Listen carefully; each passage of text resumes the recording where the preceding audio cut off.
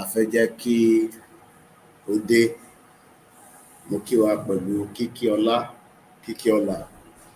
Mo kí gbogbo àwa ọmọ Oòduà, àwa ọmọ ìran ọmọ aládé, àwa ọmọ kóòtù òjíire nílé, lóko, àtẹni tó wà ní homeland, àtẹni tó wà ní diaspora. Mo kí wa pẹ̀lú kíkí ọlá. Pé báwo ni èmi ṣe lọ lọ́dọ̀ tí yín? Ṣé ó lọ bí ẹ ṣe fẹ́? Mo kí yín l'Amẹ́ríkà, mo kí yín ní Brazil, ní Cuba, mo kí yín ní Turkey, Cyprus, mo kí yín l'Ékìtì, mo kí yín ní Ogun State, mo kí yín ní Benin Republic, mo kí yín ní Australia, New Zealand, Japan, mo kí yín ní gbogbo ibi tí ohùn mi bá ń lọ tó ń dé, pé ẹ káàbọ̀ sórí ilé iṣẹ́ wa. Mo kí yín ní gbogbo Ìbàràpá méjèèje, mo kí yín ní Ọ̀ṣun, ní Oǹdó, àjúbà àwọn tó láyé, tó lọ́run, tí ó ń fún wa ní èyí tí à ń pè ní strength láti lè máa bá ètò Yorùbá Nation campaign tí a ti gbórí sínú ẹ̀. Wọ́n ní ẹni tó bá kẹ́sẹ̀ bọ́nú omi kò tún ní máa pariwo pé òtútù mú òun. Bí ẹ ṣe wá ń darapọ̀ mọ́ wa náà, bí ẹ bá sọ fún ẹni tí kò sí láàrin wa, àwọn náà lè jàǹfààní ilé iṣẹ́ wa ní tá à ń ṣe níbí báyìí.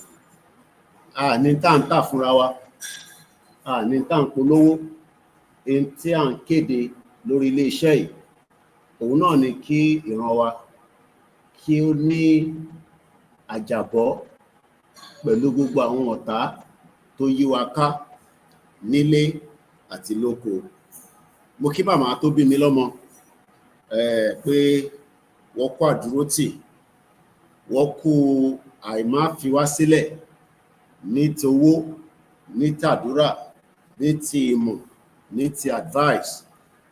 Lára àwọn engine room Koikimedia, òun náà ni màmá tó bí mi. Mo lọ bẹ́ẹ̀, mo kí àwọn ìyàwó mi, àwọn gẹ́gẹ́ bí shield. Nígbà tẹ́mi bá ń sùn, àwọn á máa ṣe àdúrà pé iṣẹ́ tí baálé wọn gbé dání, kí àṣeyọrí kí a rí nínú ẹ̀. Mo wá kí àwọn ọmọ Oòduà àti tó ń bẹ àti tí a ṣì ń retí. Mo kí bàbá wa Emeritus Professor Adébánjí Akíntóyè, kí ọba Elédùmarè kó jẹ́ kí a rí bàbá pẹ́, kí wọ́n sìn wá, kí wọ́n na àsíá Yorùbá, àsíá Yorùbá Nation tí à ń ṣe kó bá wa nà sókè. Mo kí ọmọ Adéyẹmọ Ìgbòho Òòṣà, ẹkùn ọkọ Fúlàní, ẹni tí Fúlàní bọ̀ orúkọ ẹ̀, àyà Fúlàní á máa já nílé àti ní àwọn tí wọ́n pera wọn ní Fúlàní tó tó nǹkankan ní African country tó ti operate. Mo kí ẹ o, olóyè ọmọ Adéyẹmọ. Mo ní tẹ bá ti ń wọ ẹ̀gbẹ́, tẹ́ ń wò sí, tẹ́ ń wò tún, ẹ máa rí mi ní gbogbo ìgbà. Ọba Elédùmarè tó jẹ́ kí a jọ sopọ̀ kò ní tú wa ká. Bí mo ti ṣe wá ń kí Ìgbòho, mo kí gbogbo àwọn ìyá alálùbáríkà tí gbogbo wọn jọ sopọ̀ mọ́ ìrìn àjò self-determination tí a gbé dání. Kí ọba Elédùmarè kó jẹ́ kí ẹ pẹ́ fún wa látorí ìyá wa Jagun títí dé gbogbo àwọn ìyá wa Sister Elaine. Bọ́bá pè oríṣiríṣi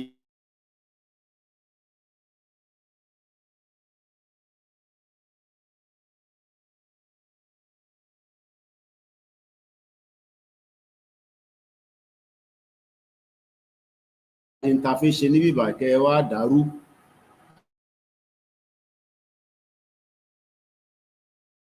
A máa kick you out. Tá bá délẹ̀ lérí a lọ máa yanjú èyí tó kù kò ń ṣe force láfi ní kó wá gbọ́n tá à ń sọ but force ni pé Britain ò fẹ́ jẹ́ kí o ní àṣeyọrí.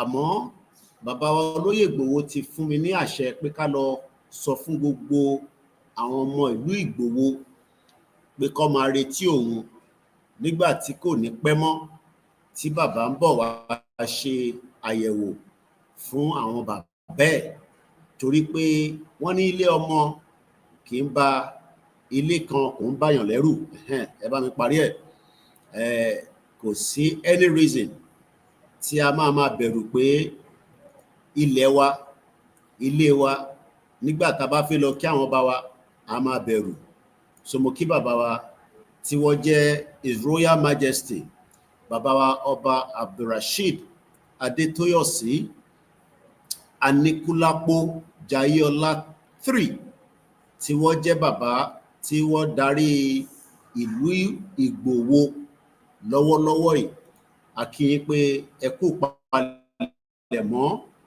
fún ọmọ yín kò ń ṣe àjòjì sí yín torí ìlú Ìgbòho níbẹ̀ náà ni a mọ̀ pé orísun bàbá wa ọmọ Dr. Sunday Adéyẹmọ tí a fi tọ̀wọ̀tọ̀wọ̀ dárúkọ kọbẹ̀ Elédùmarè kó bá mi dúró ti bàbá náà fún àdúrótì tí ó dúró ti gbogbo wa torí Fúlàní jẹ́ kó yé wa pé táwọn bá ṣe ń gbọ́rúkọ Ìgbòho wọn ò dárúkọ ẹlòmíì wọ́n ní táwọn bá ṣe ń gbọ́rúkọ Ìgbòho a jẹ́ pé àwa tí a gbé ilẹ̀ Oòduà dání ẹ̀rù á máa bà wọ́n ni mo kí gbogbo yín lẹ́ẹ̀kan sí nígbà tí kíkí mi ti káàkiri bẹ́ẹ̀ a sì máa kí ẹ̀yin tẹ́ ń darapọ̀ mọ́ wa ọ̀pọ̀lọpọ̀ tẹ́ ẹ mọ̀ àwọn ọba wa tán wọ́n pọ̀ dáadáa but a tún recap àwọn ibi tá a ti dé àwọn ọba tí a ti yọjú sí láti July 22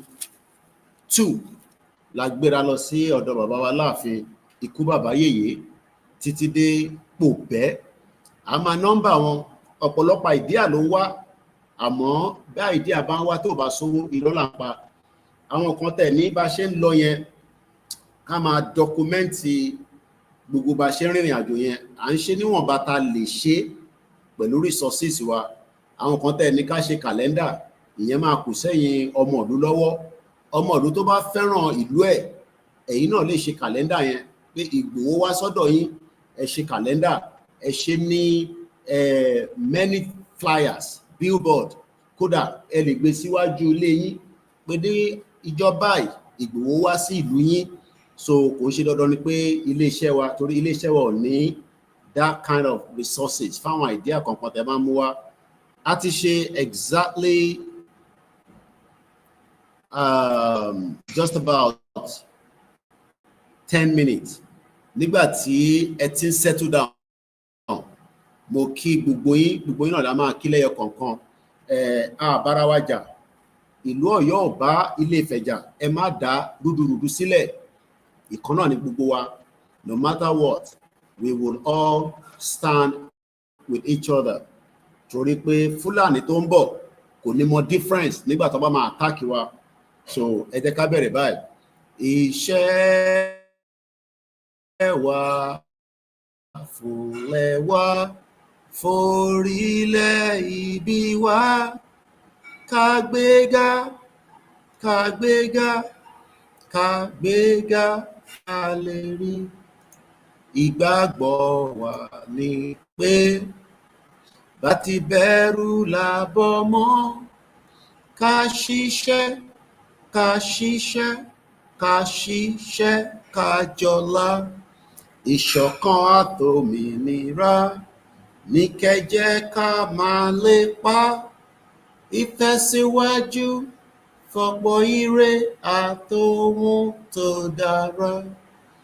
Ọmọ Oòduà dìde bọ́ sípò ẹ̀tọ́ rẹ. Ìwọ ni ìmọ́lẹ̀ ògo adúláwọ̀. Àwa ni ìmọ́lẹ̀ ògo adúláwọ̀.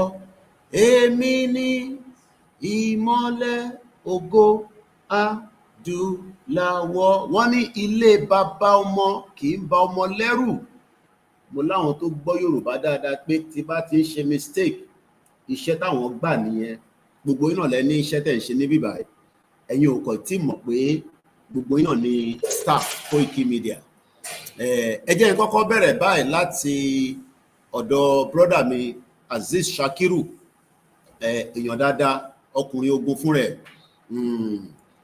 Àwọn nǹkan kan á máa fẹ́ máa ṣẹlẹ̀, á dàbí wà tẹ́ pé ó send message sí mi, ó ní bàbá Koiki abẹ́ ń bínú sí mi. Wàláì mò ń tẹ̀mọ́ tó ní mò ń bínú sí. Torí nígbà míì olóṣèlú mọ game. Màmá mi pè mí, a ṣe sọ̀rọ̀ tán, mo tẹ̀rọ pé wọ́n lọ sí mosque. Àwọn náà wọ́n lọ sí mosque pé àwọn ń fọ àwọn aṣọ wọn nílé. Ẹ má ní mò ń sọ̀rọ̀ tó pọ̀ jù. Bí lóyìnbó ṣe rí nìyẹn. Àbí ìyàtọ̀ kan ni pé wọ́n fọwọ́ fọ̀. Program wọ́n tẹ̀sẹ̀ ra washing machine wọn ní brand new. Mo kí Wàlátà olórí ẹbí, òun ló bá mi lọ yanjú ẹ̀ nígbà tèmi ò sí nílé. Kọ́lọ́run ọba Elédùmarè kó bá mi dúró ti Wàlátà, òun olórí ẹbí. Ẹni tó bá ti jẹ́ olórí ẹbí, a máa fà á níbí. Báyìí bẹ́ẹ̀ náà ṣe ń fa Ìgbòho, bí èmi náà ṣe máa ń fa olórí ẹbí nìyẹn. Àwọn ọmọ Oòduà tó bá náà fẹ́ ra tọ́ntọ̀n, olórí ẹbí á drive láti Heathrow, ọ̀nà Heathrow ló ń gbé. Sílé mi á fẹ́ tó bí 1 hour tó bá sí traffic. Kò síṣẹ́ tí mo lè bẹ́, mo lè ní kó bá mi lọ ṣe bọ́ọ̀bù lé. So nígbà tí mo bá màmá mi sọ̀rọ̀ láìpẹ́ yìí kí n tó bẹ̀rẹ̀ program, wọ́n ní a wá sọ̀rọ̀ lóríṣiríṣi. Wọ́n mo rò pé lọ mọ́ṣáláṣí nǹkan mo wo time pé ó ṣeé ṣe kó ti wọlé dé láti mọ́ṣáláṣí. Fún wọn tó ń rò pé ìtagbédání ó ń tako ẹ̀sìn mùsùlùmí, ìyá tó bí mi, bàbá tó bí mi mùsùlùmí ni wọ́n. Bọ̀ ìgbádùn tí bàbá mi gbádùn kọ́ lọ́jọ́ tó dé, púpọ̀ nù mùsùlùmí tó jẹ́ ọmọ Yorùbá kò tí jàǹfààní ẹ̀. Mo sọ láàárọ̀ yìí nínú ètò, mo ní bàbá mi á wà ní London báyìí bí mi ṣe gbọ́ nígbà tó wà láyé. Kò ṣògùn owó, contractor ni. Contractor. Kódà wọ́n ní tó bá bá ní site, ò ní mọ̀ pàlájì nìyẹn. Ó ti pa gbádá dànù tó ń ṣiṣẹ́. Kódà ó ń bá wọn pọnpọ́n tó bá dé stage pé kó help àwọn contractors ẹ̀ àbáwọn workers ẹ̀. So ìwọ tó ń jàjà ẹ̀sìn pé mi mùsùlùmí, Yorùbá nation wọn lẹ fi gbà, ìyà ń jẹ ó rí ṣe nínú Nàìjíríà. Inú ìṣẹ́ ló ń gbé. Màmá tó wá bí èmi, ó wá fà mí sílẹ̀. Kò nítorí pé òun ṣe mùsùlùmí tó lọ Mẹ́kà. Fẹ́yìn tẹ máa ní tẹ máa bú ànábì. Kí ní kàn ẹ́ pẹ̀lú ànábì tó ń bú? Ṣànábì ní problem ẹ àbí Nàìjíríà? It's unfortunate that what if theory gbogbo wa what if gbára wa báyìí òun wà rólé tẹ́ntẹ́n lálẹ́ tó ń tara pé ẹni ẹ mú àwọn Fúlàní ẹ wá ń kó wọn fún ọlọ́pàá èmi ò ní sọ ọ̀rọ̀ èdè sí wọn bọ̀ èmi á máa rò pé ó dà ń pé ẹ̀ka nílà káyè díẹ̀díẹ̀ a nídi màníọ̀ nínú àwọn ogbó wa ó ti yẹ yín bẹ́ẹ̀ yẹn ẹ̀yin mú Fúlàní ẹ̀ ń kó fọlọ́pàá mú àwọn bá màmá mi sọ̀rọ̀ àwọn náà wọn lọ mọ́ṣáláṣí mo ní ṣe kò sí wọn náà wọn fọṣọ torí wọ́n ṣe machine wọn ó dẹnu kolẹ̀ láti bí ọjọ́ mélòó kan wọ́n wá ra tuntun lára owó pension wọn tán san fún wọn ní every week ọ̀pọ̀lọpọ̀ àwọn ìyá wa tó ń bẹ nílé àti san wọ́n di content láti raise owó fún wọn nígbà tí ìjọba ò tọ́jú wọn kò ṣe pé wọ́n lọ ṣiṣẹ́ o ẹlòmíì retire for more than 30 years after service ṣáṣì lè rí ti bí yẹn rà after 30 years of service mo ń wo military Nàìjíríà lénìí ní Àbújá wọ́n protest pé wọ́n sanwó oṣù fáwọn àánú mi àwa máa ṣe àwọn ọmọdé tí wọ́n ń gbàdúrà pé Ọlọ́run á jẹ́ kí Nàìjíríà dá mo wá ní àwọn ẹni ìdẹ lóòótọ́ àwọn aṣọ tẹ́tí pilot sílé kò sálágbàfọ̀ ní London ó wà but àwọn ìyá yẹn ìtọ́ fi máa engage ara wọn nìyẹn nínú ilé nígbà tó dẹ̀ pé gbogbo nǹkan ti rọrùn ní ìlú òyìnbó ò nídìí wàhálà kankan as long as tí machine yẹn bá ti ń ṣiṣẹ́ program ni tó bá fẹ́ fọ cotton ó ti sọ síbẹ̀ cotton ló fẹ́ fọ kò dàbí analog Nàìjíríà tó bá fẹ́ fọ fabric á sọ fún ẹ tó bá fẹ́ kó spin ju bó ṣe yẹ lọ wàá sí gbogbo ẹ̀ síbẹ̀ wọn náà ń fọṣọ lọ́wọ́ ni àwa ń sọ̀rọ̀ oríṣiríṣi tó ń ṣe fún public consumption wọ́n dẹ̀ fún mi láwọn ìmọ̀ràn gẹ́gẹ́ bí màmá sóbì màmá sí ọmọ àwọn engineer mi lẹ́yìn àwọn yẹn wọ́n bá ti gbọ́ tí mo sọ Yorùbá kátàkátà báyìí wọ́n máa ranjú ní ẹ fi nílẹ̀ àwọn tá à ń bá sọ̀rọ̀ mọ̀ pé mo ti jẹ bọ́gà àti jẹ KFC so eléyìí tá à ń sọ ẹ̀tẹ̀ máa dúpẹ́ after 27 years oṣù tá a wà yìí ló máa pé 28 years tí mo ti travel out of Nigeria so tí bá tẹ̀ sí ń sọ kábàkàbà tí mò ń sọ yìí torí èdè kan náà ni gbogbo wa ṣì ń sọ lóòótọ́ tó bá gbọ́ èdè àwọn bàbá Èkìtì wàá máa gbọ́ undertone Èkìtì but Yorùbá tó ń sọ àṣẹ ń gbọ́ máa confuse ara ẹ ọmọ Odùduwà ni wá ọmọ Yorùbá ni wá anyway in tí mo fẹ́ fààyàn bẹ̀ ni pé ìyá mi ò tí ì sọ fún mi pé má ṣe Yorùbá nation mọ́ kó lọ jáwọ́ torí ó gbàgbọ́ pé ìntàgbédání gbogbo wa la máa jàǹfààní ẹ̀ tá a bá parí ẹ̀ wọ́n fi owó pension ẹ̀ látijọ́ tí màmá mi ti retire wọ́n kàkà kí wọ́n má sanwó yẹn ṣe lọ́ máa tún increase ẹ̀ fún wọn gbogbo nǹkan lọ lọ́wọ́lọ́wọ́ ní London lénìí ìwọ tó bá fẹ́ gbọ́ international news ibi báyìí ló máa jókòó sí torí màá gbé débẹ̀ irú ìjọba tá à ń fẹ́ nìyẹn bí ṣe ń bá yín sọ̀rọ̀ báyìí deputy prime minister wa ti resign ànálẹ́gba àjù ní blow màá gbé yín débẹ̀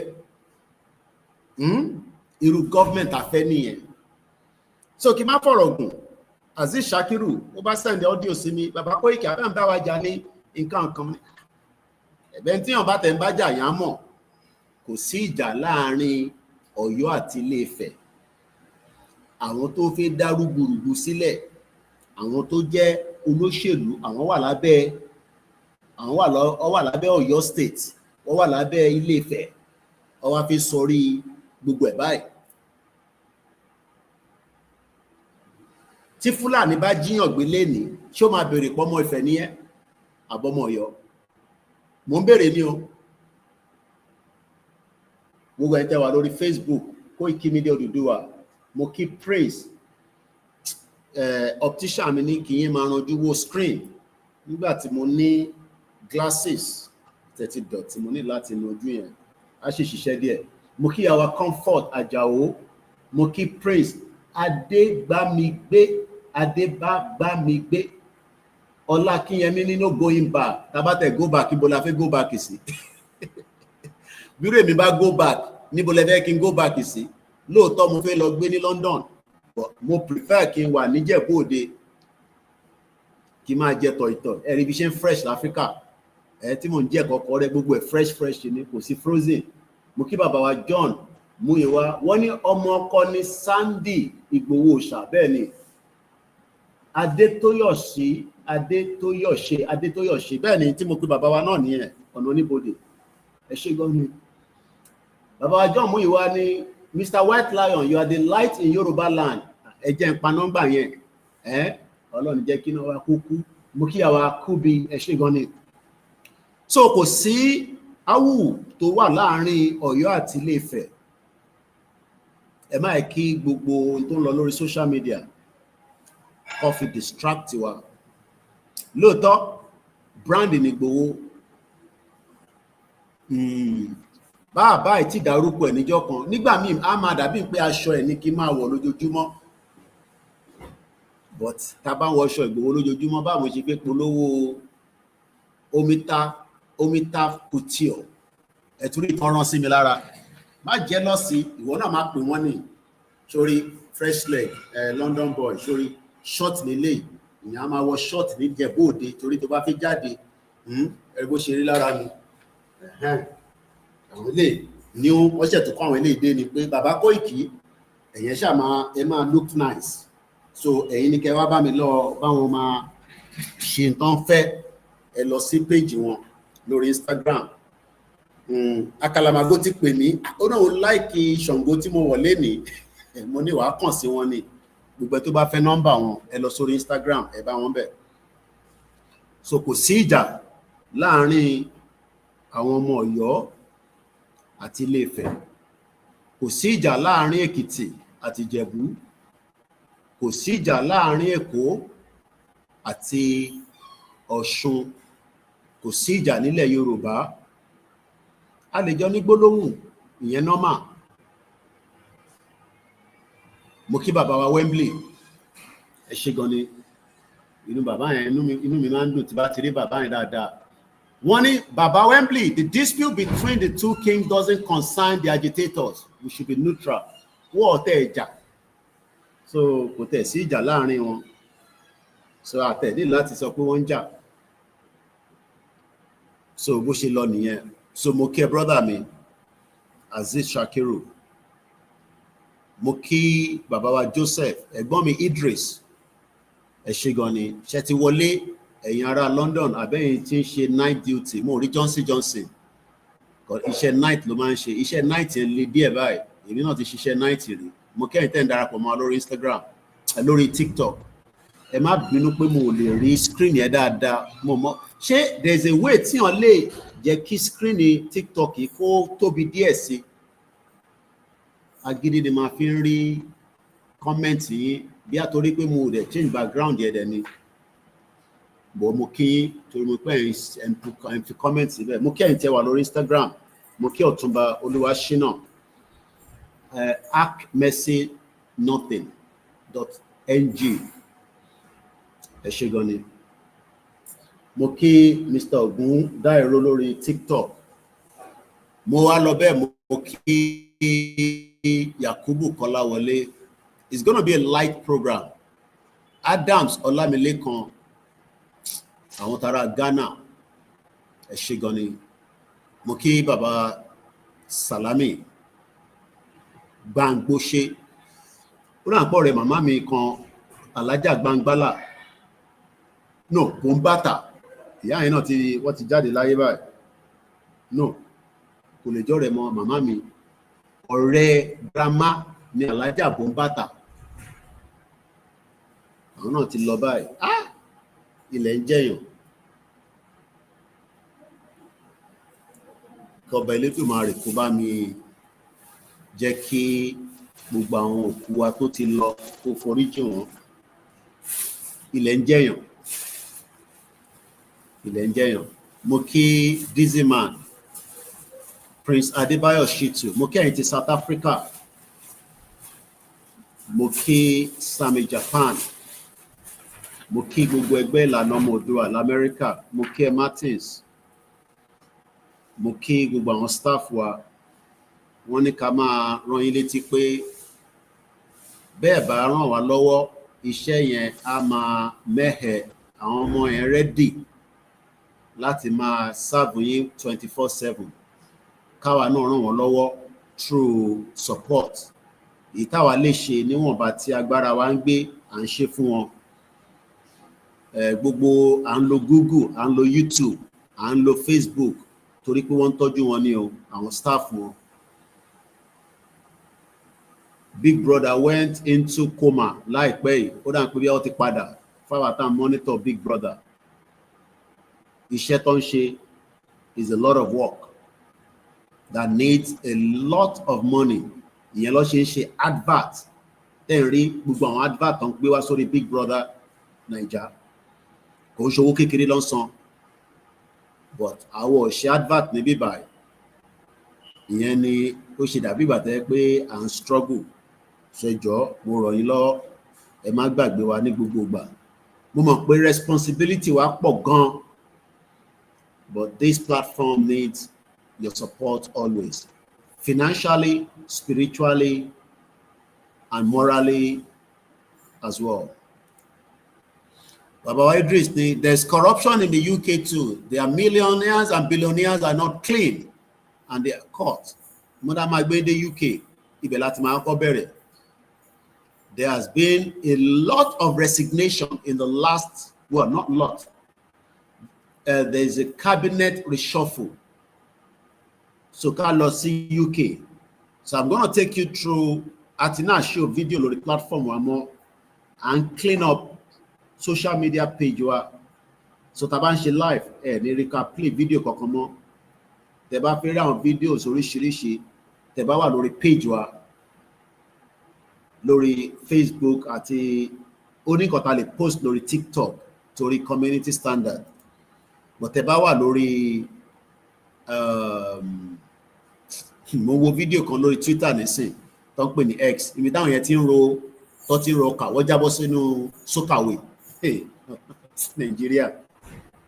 Ta ló ti rí fídíò yẹn? Ó wà lórí, mo lè show yín but òun mo wò báyìí, mo ti wò tẹ́lẹ̀. Only me and my friend fall inside sockaway when cooking for a party. Ṣé wọ́n mọ̀ pé orí sockaway làwọn ti ń dáná ni? Ta ló ṣe sockaway? Ṣé heat yẹn ló gbé ọ jábọ́ sínú sockaway? Ọ̀rọ̀ burúkú tó ń tẹ̀rín. How many people have seen that video? Ọ jábọ́ sínú sockaway. All right, let me bring you straight to Twitter. Home Office lele. I might need one. Mo máa ń like in sọ̀rọ̀ Home Office because àwọn ni wọ́n jẹ́ bí security fún UK. Pé à ń sùn à ń jí nínú UK. The Home Office is the one in charge. 10 Downing Street. Yeah. So there's a lot of things happening in the UK. Mo kí bàbá wa Wasiu lórí TikTok. So let's bring you up to date. Kí ló ṣẹlẹ̀ ní UK? Mo kí bàbá wa Débísí ẹ̀kọ́lẹ̀ ẹ̀kalẹ̀ ẹ̀kásán. So a lọ sí UK deputy. Arákùnrin kan tí gbogbo wa mọ̀ tí máa ń dárúkọ. Ta ló mọ arákùnrin náà? Ta ló lè sáré sọ name ẹ̀ fún mi tí mo ní ó ní ká lọ dúró de ẹ ṣé gan ni user bàbá wa Aládésanmí. Ta ló mọ arákùnrin kan tó ní by 2075 Nigeria will be a better place? Ta ló rántí orúkọ ẹ̀? Ta ló rántí orúkọ arákùnrin náà? Mo ní láti change the screen tó wà wájú yẹn. Ta ló rántí orúkọ náà? Ẹ ṣé gan ni Chile, wọ́n ní David Lamy. Kẹ́kẹ́ kó scarbor. Mo kí brother mi Adéníyì Olúwadámiláre lórí Instagram. Ẹ kálẹ́ sà.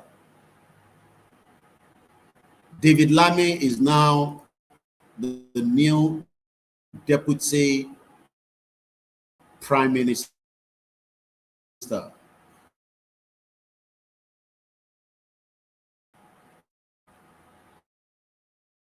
A lot of development wájú nílẹ̀ Yorùbá.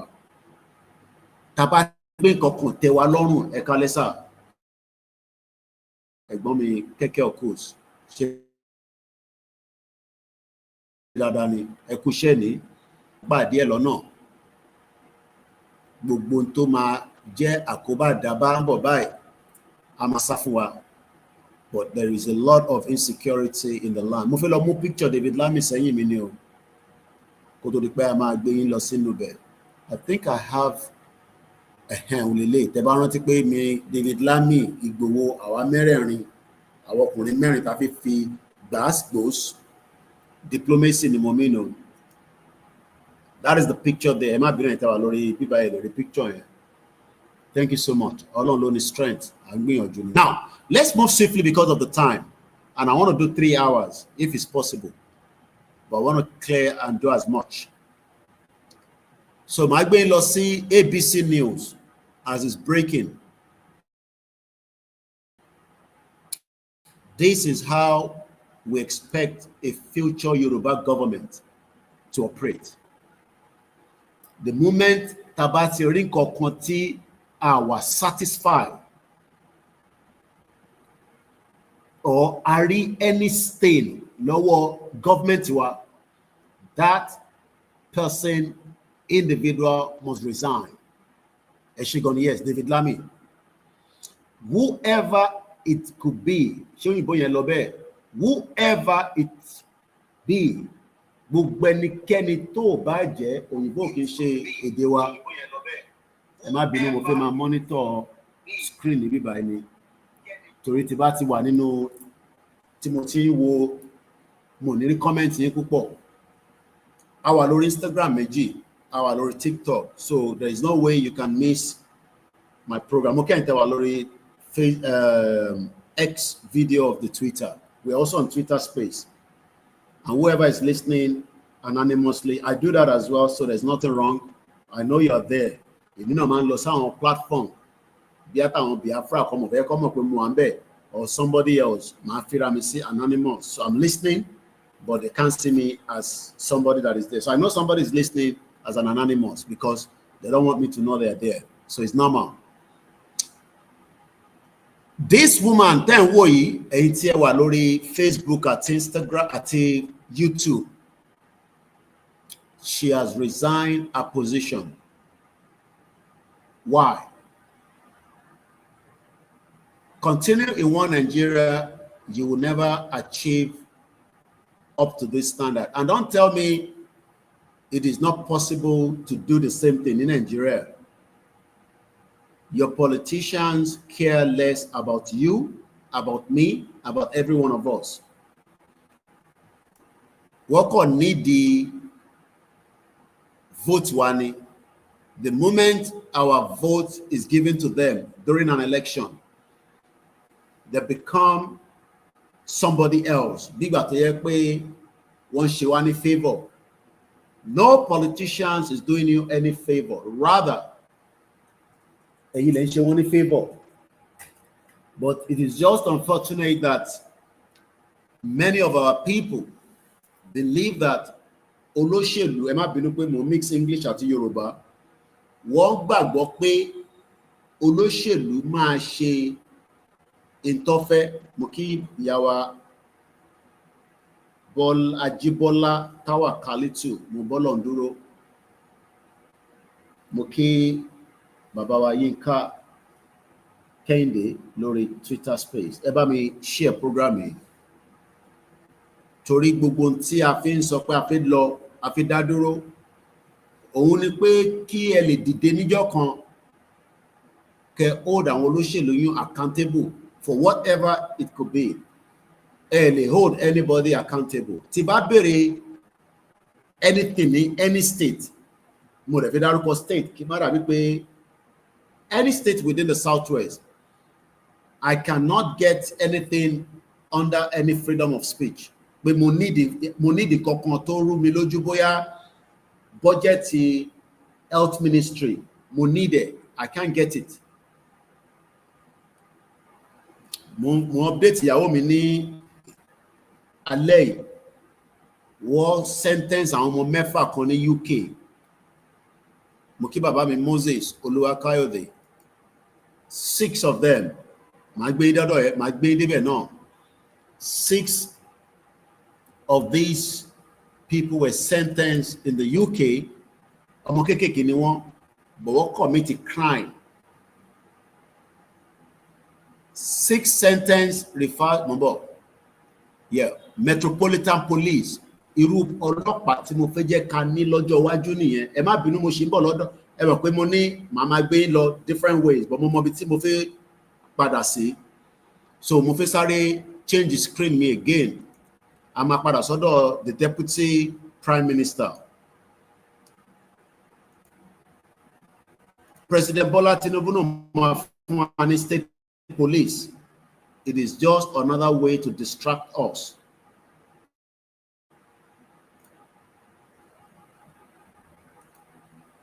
Ìtàn wo níwájú mi nísìn is a website of the Metropolitan Police. Every blessed day, I have subscribed to that page. So automatically, I get a news feed coming to my email. And tẹ́ bá wà lórí Facebook, ẹ kálẹ́ ìyàwó Comfort Ológunjà ọba Elédùmarè wà pẹ̀lú yín mọ́mì. Mo kí yín, ẹ bá mi kí àwọn ará ilé àti àwọn family. I want us to have access to our police force lọ́jọ́ iwájú, just like we are saying it like this today, where crimes, no matter who you are, can be solved as quickly as possible. Ìkan náà staff mi ní Ondo State, ó ń fún mi ní update nípa ọmọ kan tó fọ́ kú mọ̀mọ́ lórí. Though wọ́n náà ti mú àwọn méjì tí wọ́n ṣiṣẹ́ yẹn. In tó ṣẹlẹ̀, I don't know what has transpired, but many crimes are happening that has not been resolved. So ẹ jẹ́ ká sáré ka ilé ká wá padà sí ọ̀dọ̀ Deputy Prime Minister. Analysis ló máa ń pọ̀ ló ń jẹ́ kí program gùn. Ó dẹ̀ better ká ṣàlàyé. The lady might resign because she's deliberately failed to pay certain tax. Bẹ́ẹ̀ ni bàbá mi Wembley. But she has done what is necessary as ẹni tó jẹ́ deputy. A máa padà sọ́dọ̀ woman yẹn àwọn táwọn sọ yìí. But mo kàn fẹ́ ká sáré wo case èèyàn mẹ́fà wà because nígbà tí mo ń ṣàlàyé fún ìyàwó mi ní London lálẹ́, ìkànnù wọn sá lọ sí Morocco, wọ́n lè mú. I think one of them also went to Spain. Ẹ jẹ́ kí n kọ̀ọ̀kan ká fún yín. This was posted as brought to justice. Metropolitan Police brought to justice. I want, even if it's me, if I commit a crime, I want to be brought to justice. That has been what has happened in Nigeria for many years. Many crimes that should be brought to justice. What it is a label, what is padi, what is mobitoti malok padi judge to the case here. So don't pretend. Everybody knows that in Nigeria today, if a crime is committed, to bani connection here, that crime, this is maniki yawa Comfort Ologunja is a very social media. So Tibarita and Daruko, I'm not recording, so it's just to appreciate every one of you. Then Wale, the crime, I want it to be resolved as quickly as possible, so that anything crime yẹn ṣẹlẹ̀ sí ó ti gbà kámú àmọ́ kó rí justice in tá ń jà fún pa fi gba country náà nìyẹn. Crime ló ti ṣẹlẹ̀ sí wa, ó ti pọ̀ gan, but rí justice nínú Nigeria. Ìyàwó Comfort Ológunjà ni wọ́n ní Tinubu implemented. Mo kí brother mi Yemi Fatoki, ṣé kíní yẹn ti dọ́dọ̀ yín? Mo tẹ̀ bèrè lọ́wọ́ brother mi yẹn náà kó fún mi ní update. If Tinubu implements state police now, what happens when Tinubu finishes his tenure? Fulani will come and destroy it. Ekalesa Babawa Clef Wallex. Eiteshiwa lẹ́nu Shell America. Ekushe Nosa. Ekushe Noma. So jẹ́ kí sáré kà fún yín torí àsìkò bí ṣe sọ. 6 people sentenced after shooting in West London. Ẹ má bèrè pé Koiki ìbọn wà nínú London yìí yẹn ni bẹ́ẹ̀ ni. Kò síbi tí kò sí crime. Human being are mo ń wá bí ṣe fẹ́ gbé ọ̀rọ̀ yẹn kalẹ̀. Crime doesn't mean that nígbà tí mo jẹun tí mo yó o lè commit a crime. Kàmáì tí wàá sọ ní tó jẹun rárá. Bí mi ṣe wà báyìí nísìn, bó bá tẹkùn mi nísìn, mo ti jẹun. Tí bá tún jẹ́ ní ti sí nísìn, bóyá mo kàn fẹ́ jẹ́ kẹ́nu mi kọ̀ tó yán. Bó bí ṣe wà báyìí, èyí tí mo jẹ ó lè gbé mi sùn. Ìyàn mi pé mo lè commit a crime o. Mo lè tún máa rò pé báwo mo ṣe fẹ́ jí owó èèyàn, àbí báwo mo ṣe fẹ́ ṣe yahoo, àbí báwo mo ṣe fẹ́ lùyàn ní jìbìtì. So kàmáì tí wàá sọ ẹni tẹ́bi ń pa. Millions of our people today wọ́n rí oúnjẹ mẹ́ta jẹ.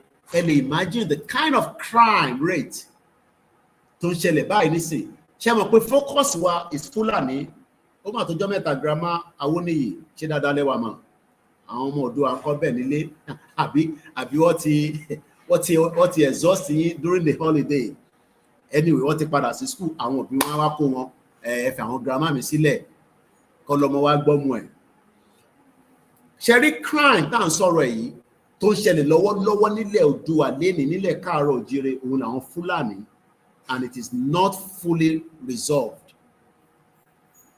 Mo ń wo bí àròlé ṣe ń para. Ó ń para. Ẹ mú Fúlàní láti inú igbó, ẹ̀yin tó wá sí wọn wá sí ìgboro, ẹ wá kó wọn fọ́lọ́pàá. Èèyàn ká dẹ̀ pè látàbújá, wọ́n phone call, ẹ release gbogbo wọn, wá release wọn. Irú àwọn yẹn ló máa padà wá ṣe jàǹbá tó pọ̀ fún yín. A ní ìdìmàníyàn tó pọ̀ nínú igbó wa. So tẹ́ bá ti mú wọn, ẹ jẹ́ kí màníyàn yẹn kó máa ṣẹlẹ̀ lọ́hùn.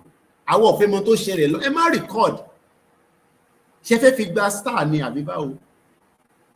Fúlàní lẹ́yìn mú, ẹ wọ́n kó wọn padà wá sínú ìlú, ẹ wọ́n dá wọn dàbọ́lẹ̀, ẹ gbọ́kadà lọ́wọ́ wọn. Ẹ̀yin onídọ̀kadà ni. Ẹ yọ plate number dànù kẹ́ máa fọ̀kadà wọnú igbó yẹn kẹ́ máa fi káàkiri kẹ́ rẹpo sí. Mo rá àwọn Fúlàní tó ń wọlé máa ń béèrè pé báwo ló ṣe ń rẹpo sí orí ọ̀kadà wọn yẹn. Mẹ́wàá ń ṣẹlẹ̀ Nàìjíríà. Ṣé mọ̀ pé lára àwọn epo tí wọ́n rà lÉkòó, Wárúdé North, lára àwọn epo yẹn náà là ń tà fún Fúlàní terrorist. Crime. We are playing with our life. Tí bá ń ṣe comedy àti content, màmá dẹ́rìn pa yín. We are playing with our life. Ẹ̀gbọ́n mi Dizzy Man, ìyàwó Comfort náà, wọ́n ní reciprocal is kinní kan nígbà táwọn ti kí ìyàwó àwọn náà kí wọn padà. Bàbá mi Clef Wallex ní there is an ongoing update that Tinubu has approved direct flight from Colombia to Nigeria. That is very dangerous as a drug cartel country. Èmi náà rí mo rí update yẹn. Let's stick to the crime tó ṣẹlẹ̀ ní London. Ìbọn wà ní London o. Tẹ́ bá ra àwọn ìyá tó ń lọ prayer lójoojúmọ́ ní UK tó ń ṣàdúrà. I believe ẹni tó pa yìí ó dà pé ọmọ Nàìjíríà ọmọ Yorùbá ni.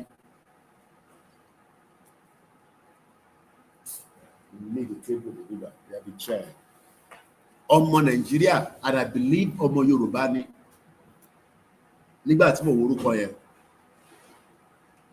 Tẹ́ bá rí ẹni tó lè máa ṣe ayẹta tá máa fi jẹ́ pé tó bá yìnbọn fún yàn torí ìwọ tó wà in crime tó bá yìnbọn straight bullet lọ bá ọmọ kan ní Dustin. Ọlọ́mọdé àrìn jáde ẹ̀mí kó Yorùbá mi tí bá pé English lè sí máa mọ bí ṣe fẹ́ gbé kalẹ̀. Àwọn family ẹ̀ lọ jẹun ní restaurant.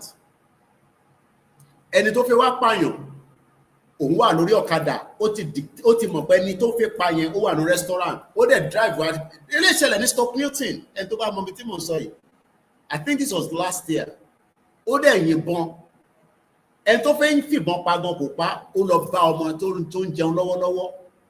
This happened in London kàmáì tí wàá sọ Nàìjíríà tó yẹ pé bí àṣà Dr. Kemi Olúlọ́yọ̀ ìbọn tó ń bẹ nínú Nàìjíríà kò ló ń kà. Buhari ní káwa submit gbogbo ìbọn àbí àwọn ẹ̀gbọ́n wa gbogbo ìbọn tó wà license tó ń ṣe AK-47 àwọn pump rifle ó ní kó submit gbogbo ẹ̀ kó dá padà. Àwọn tí wọ́n wá ń gbé ìbọn ká ló ti wà rólé èmi ò lè play àwọn fídíò yẹn fún yín mọ́ but a ti post ẹ̀ mo kíyàwó títí lọ láṣọ mo fi tọ̀tọ̀ kí yẹn káàbọ̀ mà. So let's read this mo kàn sọ ilé because sometimes people think that a bá ń sọ pé Nigeria work UK non work but crime ṣẹlẹ̀.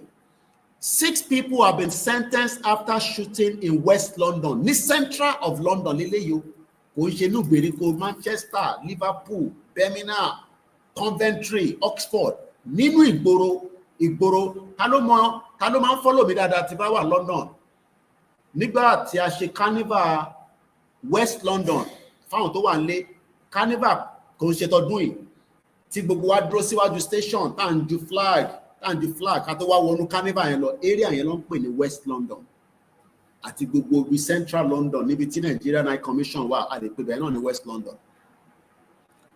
6 people have been sentenced to a combined 167 years in prison after a fatal shooting in West London. Now, kakọ imagine ká mú lọ sí Ọ̀wọ̀ ní 2022 àwọn Fúlàní wọlé pa èèyàn sílùú Ọ̀wọ̀ àìtí rẹ̀ nìkan tó sentence after 3 years. We are playing with our life.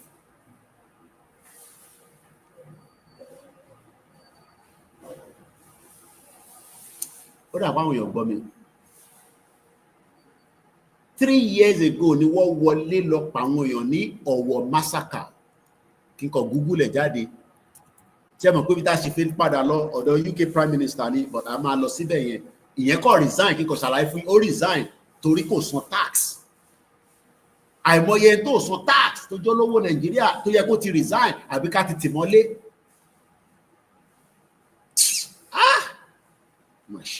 Ọ̀wọ̀ massacre, Wikipedia. On the 5th of June 2022, a very dark day in Ondo State. Mo kí bàbá mi ọba Olówó of Ọ̀wọ̀ kábíyèsí sá. A mass shooting and a bomb attack ó di méjì. Ọ̀tọ̀ ni shooting ọ̀tọ̀ ni bomb. Iṣẹ́ ọ̀tọ̀ọ̀tọ̀ lọ́jọ́ ń ṣe but èwo ló máa bring the damage jù náà méjèèjì bomb ni. I don't understand, you know. Okay, kí ni kan tẹ́ fẹ́ gangan náà? A Nigeria that is working. Do you know the pain that the family of the people attacked in Ọ̀wọ̀ massacre? Tí wọ́n ti rí justice after 3 years. No court case. Àbí wọ́n ti bẹ̀rẹ̀ court case tán ní press ò lọ síbẹ̀ ni. Ṣé wọ́n ṣe case yẹn ní abẹ́ darkness ni? Pé ká má mọ̀ pé wọ́n ṣe case. On the 5th of June 2022, Intolóyè sọ pé security lélẹ́yìí o.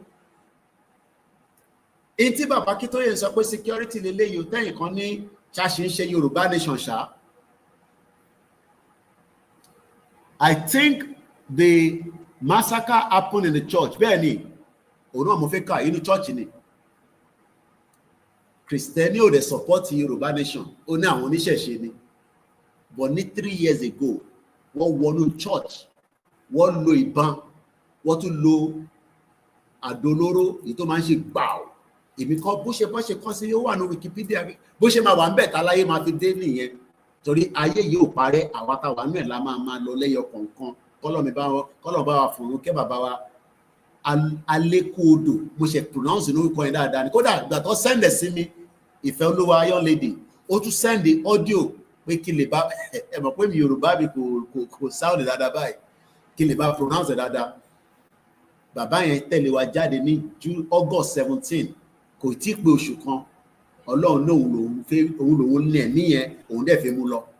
Ọ̀la ló máa ṣe fundraising fún wọn. Mo bẹ̀ gbogbo wa ìjọ ẹ jẹ́ ká make sure pé ìtàbá ní ká fi ràn ìyàwó méjèèjì lọ́wọ́ àtàwọn ọmọ tó fi sílẹ̀. That's the only thing we can do until when we have a government and government will pick it up from there and start looking after not just people that have died in this movement, but many injustices of crime that have taken place while we were in Nigeria. St. Francis, bẹ́ẹ̀ni ìyá mi Comfort Ológunjà, mo kí bàbá wa Yakubu. Let's read it quickly. Ká padà sí àwọn tó sentence yẹn. On the 5th of June 2022, a mass shooting and a bomb attack occurred at a Catholic church in the city of Owo in Ondo State, Nigeria. At least 40 people. These people have a name. These people have ambition like you and me. I'm a big money, I'm a ramoto ni, I'm a calling ni, I feel loyinbo ni. They have the same ambition, whether big, small, or whatever. Were killed with the highest estimate being around 80. At least 40 were killed with the highest estimate. That means pé in táwọn kan sọ pé ó ṣeéṣe kó jù bẹ́ẹ̀ lọ. Some in the federal government of Nigeria suspect the Islamic State, West African province, tó ń pè ní ISIS, of carrying out the massacre. Background: Ondo State is relatively peaceful state in southwestern Nigeria, but constantly being attacked by terrorists. Kolon Foruke Akeredolu, he tried everything, but Garba Shehu tó bá ṣe ń try, Garba Shehu sọ fún níjọ́ náà lọ́hùn pé shut up Akeredolu, kí ló fẹ́ ra ìbọn gidi fún Àmọ̀tẹ́kùn? Pé state tó kọ́kọ́ accept Àmọ̀tẹ́kùn bí alẹ́yìn Ọ̀yọ́, màá fẹ́ lè sọ pé Ondo State ni. But they were not well equipped. Buhari make sure kó fìyà ìbọn jẹ wọn, kò gbébọn gidi fún wọn, ṣàkàbùlà ló máa ń gbé káàkiri. Kò sí gadget, kò sí walkie talkie gidi, kò sí mọ́tò gidi kankan náà. Akérédolú gbìyànjú tiẹ̀. Most of the rest of the country suffer low intensified conflict. Ìdí tí Ondo State ṣe wà prone to attacks is because ó ti ń súnmọ́ the borderline tọ̀dọ̀ tí wọ́n lọ́n. According to what we know, most of the rest of the country suffer a low intensified conflict, including a jihadist insurgency. Sherry jihadists, Boko Haram insurgency began in July 2009. Mo sì sọ̀rọ̀ Shibo girl nígbà tí màtí ìyàwó mi náà sọ̀rọ̀. Tẹ́ bá mọ̀ tó ń pè ní jihadists, 30 years from now, they will still do what is in their blood. Ẹ̀jẹ̀ tí wọ́n nìyẹn. Ẹ̀jẹ̀ wọn ni pé agenda tó fẹ́ ṣe yẹn 30 years from now, after Tinubu bá parí government ẹni mo tún sọ yìí, 30 years from now, tá a bá fi Nàìjíríà yìí sílẹ̀, we should expect many of this kind of attack. Because Nigeria ò ní lè protect tiwa against such an attack. As long as tabashi wà nínú Nigeria, tabati kúrò nínú Nigeria, mo ń gbọ́ tí mo believe pé tó pé àwọn community that voice àwọn èèyàn tájọ máa ń bá ṣe program. I believe is Ayomi Kundameju ló ń bá Àrólé sọ̀rọ̀ pé ṣẹ́rá àwọn èèyàn wa tó wà nílé wọ́n tí mọ mílíọ̀nù nìkan tá à ń sọ pé a fẹ́ gba country. Ṣé làwọn rò pé ẹ̀bà tàmàlà là ń sọ? No, is to first make a full defense of our land and our borders. Kódà èèyàn kan pè mí láti Amẹ́ríkà pé tá bá ti gba ilẹ̀ wa ká ṣe bọ́dà bí Trump ṣe ṣe pẹ̀lú Mexico. Kódà tẹ́ bá lọ wo between Palestinian àti Egypt, ẹ̀rí bọ́n ṣe ṣe bọ́dà torí wọ́n fẹ́ èrò kó wọlé, wọ́n ṣe fence, wọ́n ṣe bábù wáyà, wọ́n ṣe fence, wọ́n kó ajá rẹpẹtẹ síbẹ̀. Ṣé mo parọ́? Àwọn Muslim country ni mo ń sọ yìí o. Tábà lọ wo gbogbo border tó wà lágbàáyé, mo fẹ́ lè dọ́dà pé America yẹn ló wà extreme. Ìyẹn mi pa àwọn èèyàn ní tí ìráyè to penetrate wọlé, but ó wà extreme. The tall building, mo kí ẹ̀gbọ́n mi dáadáa, Bishop Adesina, the money man. So what I'm trying to explain tonight, fáyìn tí ẹ̀ ń disagree pẹ̀lú pé kí ilẹ̀ wa ká dá dúró torí pé ẹ mọ the importance of having a border that can protect us. Ìdí táwa ṣe ń sùn, tá à ń dijú, tá à ń sùn ní London, ní Manchester, ní Kent, ní Wolverhampton, ní England, ní Wales, òun ni pé UK ní a good security architect. Lóòótọ́ lẹ́ẹ̀kọ̀ọ̀kan wọ́n máa ń ní slip off. Ó ṣẹlẹ̀ ní 2006. Òun ni bomb attack fi ṣẹlẹ̀ ní 2006. I hope I'm right with the date and the year. There was a sleepover. Pé sleepover ẹ̀mí pé wọ́n kàn lọ díjú kékeré báyìí. Torí ṣẹ́rí terrorist ò fẹ́ sùn, àwa làwa ló ń sùn. Báwa ṣe ń sùn nísìn, ó ti di aago 2 láti wà ní another day, ní ọjọ́ kẹfà. Wá táwọn kan sùn báyìí, àwọn operate lọ́wọ́. Nígbà tó wá operate yẹn, ta ló ń bá wa defend the border wa? Ṣáwọn tẹ gbé sójú ọ̀nà tí wọ́n wà well trained, tí wọ́n ní gbogbo tí ó jẹ́ kó fi lè defend ara wọn, débi kó fẹ́ defend àwa fún wa. Àmọ́ sọ àwọn vigilante ta kó sójú ọ̀nà, a pàdé wọn nígbà táwọn travel. Vigilante tó ń lo torchlight tó bright, níbi tí ayé fog light ẹ pé tẹ bá kàn lásán báyìí, ó máa mọ́lẹ̀ fún more than 300 meters away. In tó bá ń bọ̀ àwọn fẹ́ rí, bẹ́yẹ bá jábọ́ sílẹ̀ ilé wọ́n fẹ́ rí. They are trying, but they don't have enough resources to protect us. So kákọ̀ move straight forward. Ìdí tí mo ṣe lọ gbélé jáde ni pé mo fẹ́ jẹ́ kẹ́ mọ̀ pé crime tó solve yìí ní UK lénìí, wọ́n ní is painstaking. So ẹ jẹ́ ká kà á ti mọ tó ṣẹlẹ̀ ní Ọ̀wọ̀ ní 2022. A ṣe sọ̀rọ̀ báyìí kò tí sí àìtí ìrìyàn kan tó gbé lọ sí court. Now ṣé wọ́n sọ fún wa nísìnyí pé wọ́n múyàn kankan láti 3 years ago? Ṣé bá gbọ́ pé wọ́n tẹ̀ múyàn kan? Anyway, let's leave that. Following a thorough, mo padà sáwọn èèyàn mẹ́fà tó sentence ní UK lẹ́ni ní sinimá sọ yóò, ká má mix it together. Following a thorough investigation by the Met yẹn mi pé London Metropolitan Police, because àwọn ló wà in charge of that jurisdiction. Ìyẹn làwọn kan ṣe ń sọ pé tá bá ní state police á lè máa tọ́jú àwa tá wà ní state kọ̀ọ̀kan. Wà lè máa mọ crime tó ń ṣẹlẹ̀ láti lè deal pẹ̀lú crime yẹn as quickly as possible. Bẹ́ẹ̀ni, they were targeting Akeredolu. I will not even believe that pé wọ́n pa. I believe, he was taken out, just like bó ṣe pa Malafia Obadia. Ọlọ́run nìkan ló mọ̀. Following a thorough investigation, ṣé wọ́n ṣì ń ṣe investigation ní gbogbo crime tó ń ṣẹlẹ̀ nílẹ̀ Yorùbá? Ta ló pa Ọba Ifọ̀n? Ṣé Ọba Ifọ̀n ni bàbá yẹn? Because ọba yẹn ló kọ́kọ́ pa Gbàrà, killed. Ó dà pọ̀ Ọba Ifọ̀n náà ni Olúfọ̀n Ifọ̀n ọba Israel. Ẹ̀yin tẹ́ wà lórí Instagram Koikimedia, ó máa lọ, a máa padà wá torí 1 hour ló fún wa. Channels Television. This was 2021, February 19. The Olúfọ̀n of Ifọ̀n Ọba Israel Adewusi was shot and killed by a suspected bandit. Kódà kò tẹ́ ṣe 2021 ní November ló ṣẹlẹ̀. This is Channels Television update níjọ́ náà lọ́hùn. How many years ago nìyẹn náà? Let me quickly show you. Mo kàn gbé yín different ones so that, because mind wa in tó ń rò pọ̀, and we forget a lot of things, including myself. Even though báyìí ti dàgbà, bàbá Akíntóyè nìkan ni kò ń gbàgbé nǹkan at his age. But àwa tó yẹ pé nísìn, any small thing láti gbàgbé. Let me take us back to, again, Ondo State ló ti ṣẹlẹ̀. Or the man is from Ondo State. Let's read it. Ondo community. challenge police to produce killer of the traditional rulers. Mo ń bèrè lọ́wọ́ ọlọ́pàá Nàìjíríà lẹ́nìí, the current Inspector General of Police, ṣé ẹ bá wa ṣí kéèsì padà?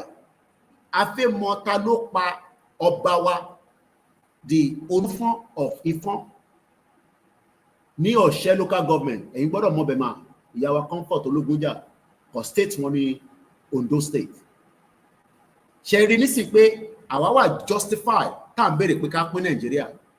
Fẹ́yìn tẹ́ ń disagree, mo ti fún yín ní 2 different cases tó recent tó ń ṣọ̀rọ̀ 30 years ago tí wọ́n ti resolve. Báwo ló ṣe fẹ́ wá resolve case Mohbad? Báwo la ṣe fẹ́ resolve case Bámiṣé? Nígbà tí wọ́n lè resolve case ọba, wọ́n pa Chief Justice of Nigeria, Uncle Bola Ige. Àìtí lè sọ pé ẹni báyìí ló pa láti how many years ago? Are you sure you know the meaning of Nigeria? Fáwọn tó ń sọ pé àwọn fẹ́ Nigeria.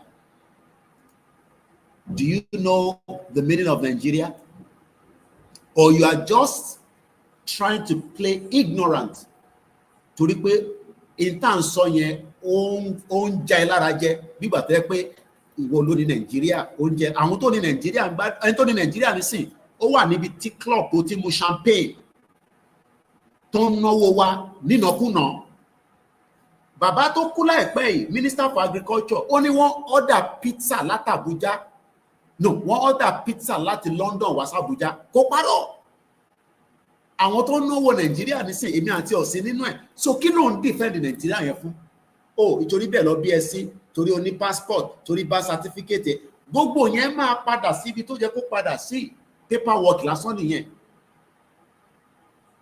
Ó ń defend tó mọ̀ nípa ẹ̀. Ó ń parọ́ fún rẹ̀.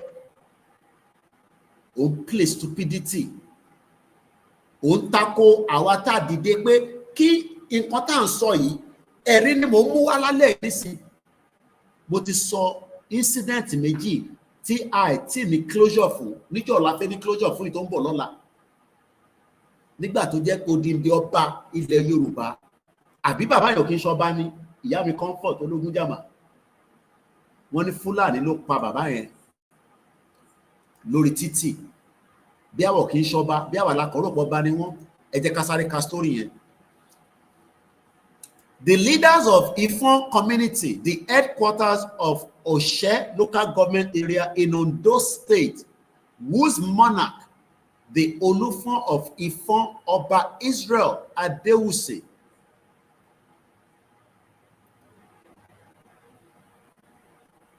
was shot and killed. Kò sí nǹkan tó ń pè ní bandit Fúlàní láwọn tó pa. In November 2020, I've called on the police to fish out the perpetrators of the wicked act. First class Ọba ní Ondo state ní bàbá náà. Kọ́lọ́mbà wa àkísọ́pọ̀ ọba kú, ọba wàjà ni. He died in his pool of blood. And we are not yet tired of Nigeria. Let's go back to article tá à ń bá bọ̀ tẹ́lẹ̀. Ká lè padà sọ́dọ̀ UK Prime Minister. 3 hours ni mo fẹ́ ṣe, ẹni tó bá fẹ́ sùn ibi tẹ́ bá wò dé tó bá dọ̀la kẹ́ continue. We try to do the 3 hours. If otherwise, tèmi náà bá fi pé rẹ̀ body there a ṣe 2 hours. Bóyá another 1 hour ká máa lọ. So by 1 o'clock we end this program. So ẹ máa ti sàlọ kájọ ṣe kẹ́ni lọ parí night vigil tó kù pẹ̀lú àwọn Prophet Ojo àbí Pastor Jerry àbí Yadura àbẹ́yìn tẹ́ máa ṣàṣàlátù. Mo kí gbogbo àwọn èèyàn wa. So I'm going to move swiftly now because of the time. Brought to justice. 6 people were sentenced after shooting in West London. 6 people have been sentenced to a combined 167 years in prison after a fatal shooting in West London. Following a thorough investigation by the Met Police, 5 men and a teenage boy were sentenced on Friday, on the 5th of September, following a trial at the Old Bailey. They were all convicted of the murder of a 21-year-old Jana Ayo, Mobilik Bomo Yorubani, Lucima, who was killed by a single bullet when he opened the front door of his house in West Kensington. In court, the killing was described as planned, organized execution believed to be linked to a dispute over drugs. Drug lásán lélẹ̀ tó fi sentence àwọn eléyìí fún un. Kàmáì tí wàá sọ wọ́n àwọn tó pààyàn gọ́ọ̀mẹ̀ntì wá ń pè wọ́n ní repentant Boko Haram. Mo rí irú ẹ̀rí. Ṣé kí n tún lọ mẹ́rin wá? Kò ń ṣe ìjọba Buhari ni mò ń sọ, ìjọba President Bola Tinubu ni mò ń sọ. This government has also approved and accepted that ẹni tó ti fi Quran swear pé òun ò ní pààyàn mọ́, kó máa fún lówó oṣù ká dẹ̀ fi sílẹ̀ kó máa dọgbé láàrin aráàlú. That is where we find ourselves in Nigeria today. For how long do you think all this can continue? When Tinubu is in government, what they should release àwọn repentant, àwọn tó jẹ́ pààyàn-pààyàn, wọ́n ní kó lọ repent, wọ́n fi wọ́n lẹ̀. Tí Tinubu bá wá lọ, kí ló máa ṣẹlẹ̀? Ṣé kí n mú evidence jáde? Repentant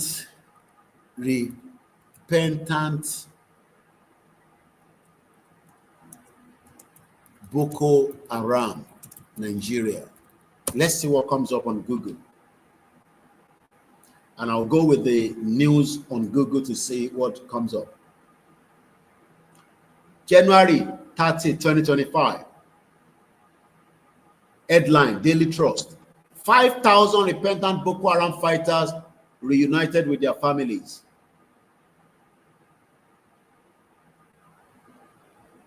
Punch newspaper. NOA back reintegration of repentant Boko Haram members. Let me give us the screen. Are we making sense on this platform? Muki Babawa Ibrahim Yusuf. Olawan Ibrahim Muki Ekalesa. Ifelua Olumide Muki Bugwenti Kwara State. Igomina Oshun Ekuroju. A share, a like, a comment. Let's give you the screen. These are not when Barry was in government. Last saw you. This is when Tinubu has become the president. Why did Tinubu she accepted repentant Boko Haram, about 5,000? Ẹ ṣé gan ni wọ́n wò mí láti Toronto, Ọlọ́run jẹ́ kí mi náà lè wọlé síbẹ̀. Wọ́n ní Canada yẹn dáadáa báyìí. A kò ti pẹ́ ní London ni. Ẹ ṣé gan ni ní Toronto. Ẹ bá ń kí gbogbo àwọn movie actor, movie actresses táwọn náà ti relocate lọ síbẹ̀. Olúkálùkù ń jápa díẹ̀díẹ̀. People's Gazette, June 19, 2025.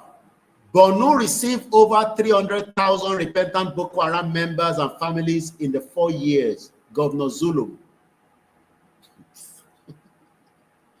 Elvision Reni, ó funny àbí.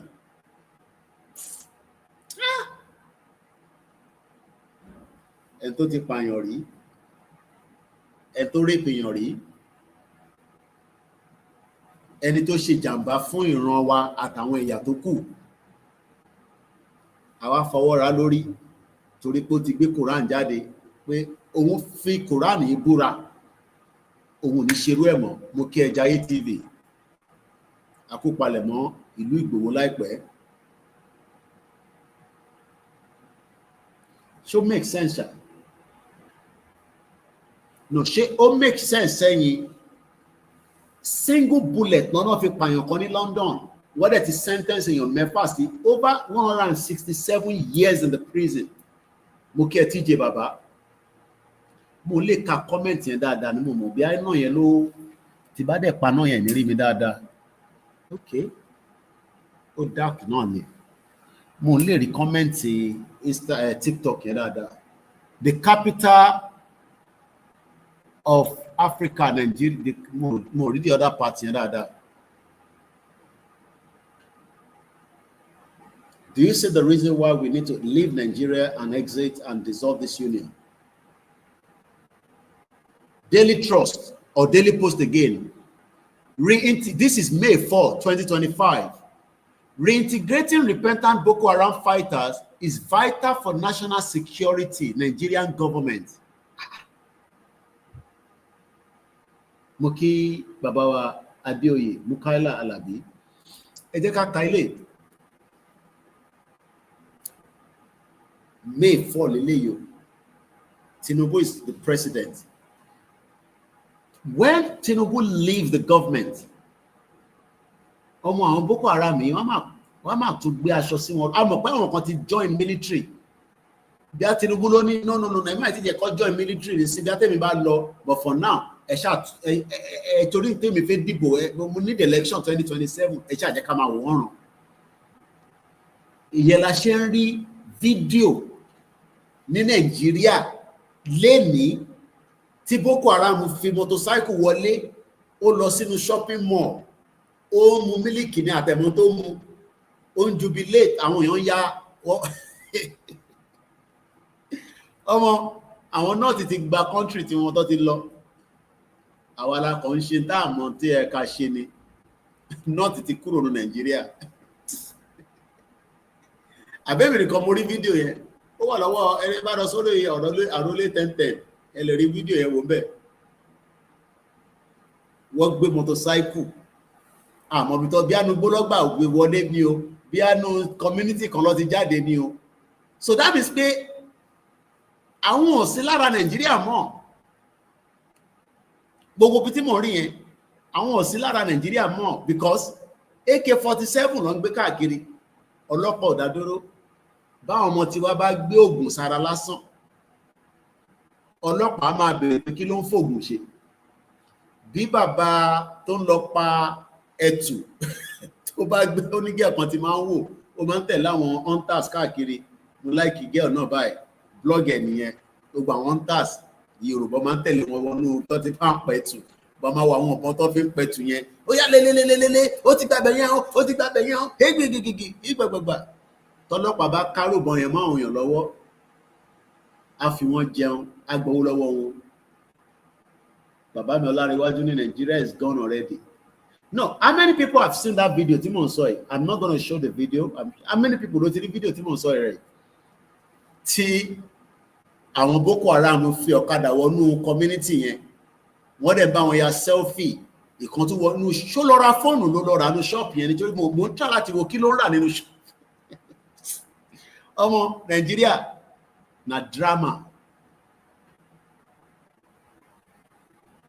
Nàìjíríà ṣáwọn yẹn ni Tinubu fẹ́ control tó bá dájà lẹ́nu sí. Mo ń bèèrè ní o fáwata ní Ọlọ́run jẹ́ ká jà. Èmi náà gbọ́ Ọlọ́run pé Ọlọ́run jẹ́ ká jà ó láyé. Ọlọ́run jẹ́ ká jà. But àwọn tá ń rí yẹn àwọn yẹn náà dẹ̀ làwọn kan tún wọ́n manage tán mú wọn, ẹ tún wá kó wọn padà wá síta, ẹ wá fi wọ́n hàn, ẹ wá ń ṣe fídíò àti rí wọn mú o, ẹ wá wo àwọn tó ń yẹ wá lẹ́nu, ẹ wá kó wọn fọ́lọ́pàá. Ṣé ọlọ́pàá níbi tó fẹ́ kó wọn sí ni? Ìbí ọkọ̀ máa sọ pé ọlọ́pàá pé máa kó wọn bọ̀ l'Ábújá ó tán bam. Let's read this article published on the 4th of May 2025. Reintegrating bí òyìnbó yẹn lè pọ̀ fún wa, ẹ jẹ́ ká wá ṣe tá máa ń ṣe ní bíbá, ẹ jẹ́ ká lọ wá English dictionary because reintegrating yẹn òyìnbó ńlá ni. Tó bá dẹ̀ ti fẹ́ jalè wọ́n máa lo àwọn òyìnbó ńlá torí bàbá tó wà lóko tó bá rí pépà tó kọ reintegrating Boko Haram báwo ló ti fẹ́ understand it. So ẹ jẹ́ ká wá break it down àwa tí a wà lórí social media.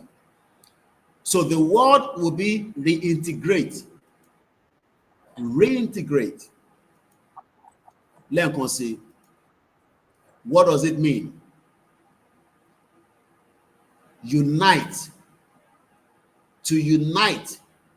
Opposite are reconciled or integrated on a high level. But èyí tí ó lè jẹ́ kó yé yín púpọ̀ jù ní kíákíá, reintegrate someone back into the society. So ní gbogbo bí tí wàhálà Nàìjíríà délé ní, àwọn tí Tinubu tó lè reintegrate padà òun ni Boko Haram. Ẹ wá ń sọ fáwa nísìn pé olóyè tó kìí ṣe ẹlẹ́wọ̀n, tó kìí ṣe terrorist, tí kò pààyàn, tí kò ṣẹ̀, kó má dá padà sílùú ẹ̀. Ọ̀rọ̀ yẹn ó rùn létí náà, ó rùn létí fáwọn tó wà against it. Now, what is another word for reintegrating? Reunify, rejoin, bring together, come together, unite, patch up, join. Now, ìwọ tó ń wá against it, pé ká pín. Do you know that one of these 5,000 kan dárúkọ nísìn, there are more than 5,000 because Zulu sọ fún wa pé about 300,000 àwọn ti gbà tó ń sanwó oṣù fún every month. Do you know that one of them can live next to you, or you think they can't?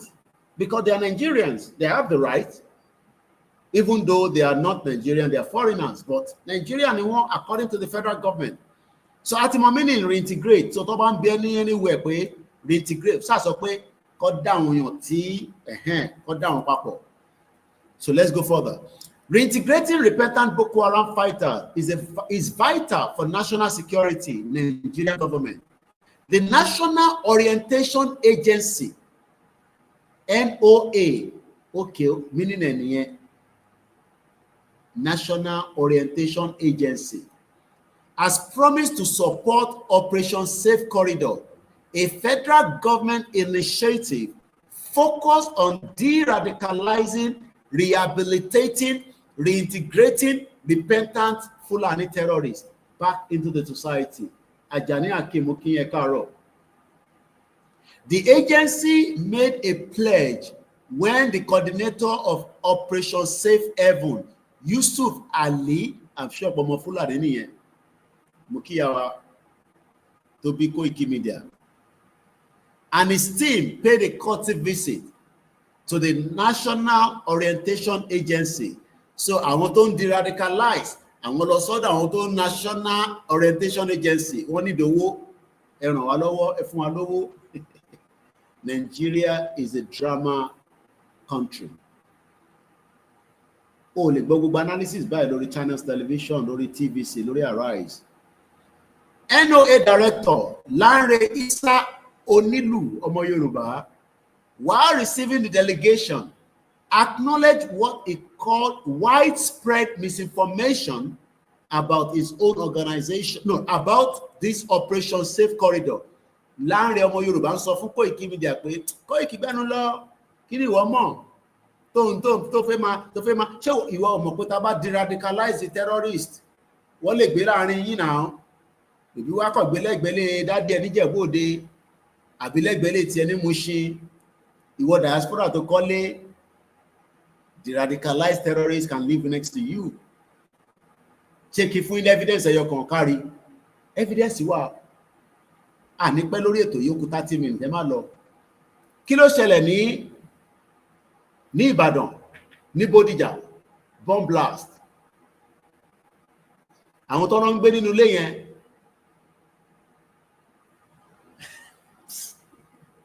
àwọn tó ń gbé nínú ilé ibi tí ó ti ṣe gbà ó tí gbogbo ẹ̀ explode, foreigner ni. Bí alára àwọn former repentant Boko Haram, òun wá ń stockpile bomb. Bọ̀ nígbà tí gọ́ọ̀nà máa débẹ̀ gan-an, gọ́ọ̀nà nínú dynamite ni o, in tó fi ń fọ́ òkúta ni o, iṣẹ́ kí ló ń ṣe, in tó fi ń fọ́ òkúta iṣẹ́ wo ló máa ń ṣe tẹ́lẹ̀. We play with our lives. Níbi tí wọ́n ti ń wá jíjà tí mú mu lọ, àwọn tó fẹ́ ṣe jàǹbá, ìjọba Tinubu ní kó dá wọn padà sínú society. Níbi tí wọ́n ti ń disagree pé o fẹ́ country, ìjọba Tinubu ó sọ fún wa pé wọ́n lè àlejò gbé papọ̀.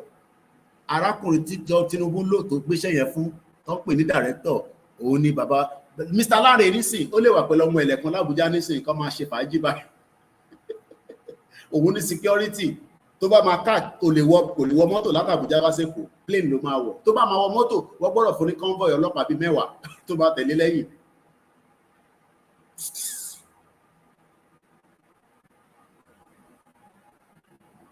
This is Tinubu's government. Ṣé lè possible tá bá ní country tiwa ká wá sọ pé ní gbogbo tó wà lọ tó kàn wá o ẹni tó ti pààyàn rí tó jẹ́ terrorist àwa repentant wọn àní kó má bínú àfọwọ́pa wọn lórí. Ṣé bí Britain ṣe ń ṣe nìyẹn? Ṣé bí America ṣe ń ṣe nìyẹn? America tó kó àwọn èèyàn sí Guantanamo Bay tó níjọ́ kí Trump ṣe tún ní kó lọ sí ta ló mọ̀ pé Trump ní kó lọ sí prison kan nísìn kíní kan ló wà ẹ̀ǹtẹ̀ wá l'Amẹ́ríkà fún mi lórúkọ ẹ̀ kí n sáré Google ẹ̀ jáde mú rántí orúkọ ẹ̀ mú ó dà kọ́ ti lo prison yẹn tipẹ́tipẹ́. Trump ní kó lọ sí ẹni tí crocodile bá máa jẹ́nu wọn tó kẹ́ jù sínú omi kí crocodile jẹ́ kó máa bá tiẹ̀ lọ. Gbogbo kàtẹ́ tó ń yọwọ́ lẹ́nu tó jẹ́ káwọn ọmọ wọn gbádùn ayé àwọn ọmọ wọn tó fẹ́ wọ pátá tó fẹ́ wọ bra tó fẹ́ máa ṣe fàájì káàkiri wọn ní Indianapolis náà ní prison náà wà. Trump ní kó lọ sí prison yẹn ní kíákíá wéré ká má sọ gbogbo àwọn kàtẹ́ tó ń yọ wọ́n lẹ́nu táwọn ọmọ tí wọ́n tó fẹ́ pa wọ́n tó fẹ́ jẹ́ tó fẹ́ sọ wọ́n di drug addict láti Mexico ó ní kó lọ sí prison yẹn. Ó ní ìlú tó àwọn bá ní àwọn tó bá mọ́ ọmọ yín tó náà ń gbé wọn bọ̀ níbẹ̀ tó ò bá jẹ́ kí plane yẹn land America ò níbẹ̀ ṣòwò. Tinubu wá ní bàbá wa òun wá ní wọ́n ní this àwọn tó wà l'Amẹ́ríkà wọ́n ní it is already open. Okay, bàbá mi Idris àwọn sí l'Amẹ́ríkà but wọ́n ní it is already open.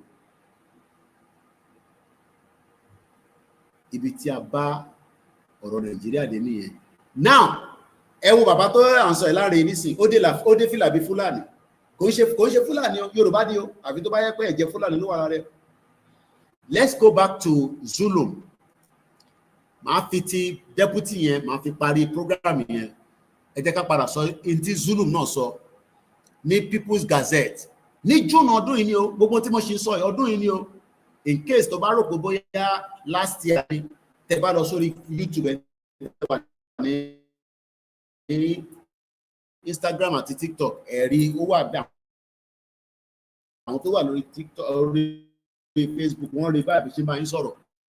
If over 300,000 Boko Haram members families in 4 years ní ọdún mẹ́rin nínú ọdún mẹ́rin yẹn ìjọba Buhari wà níbẹ̀ ìjọba Tinubu náà ti wà nínú ẹ̀.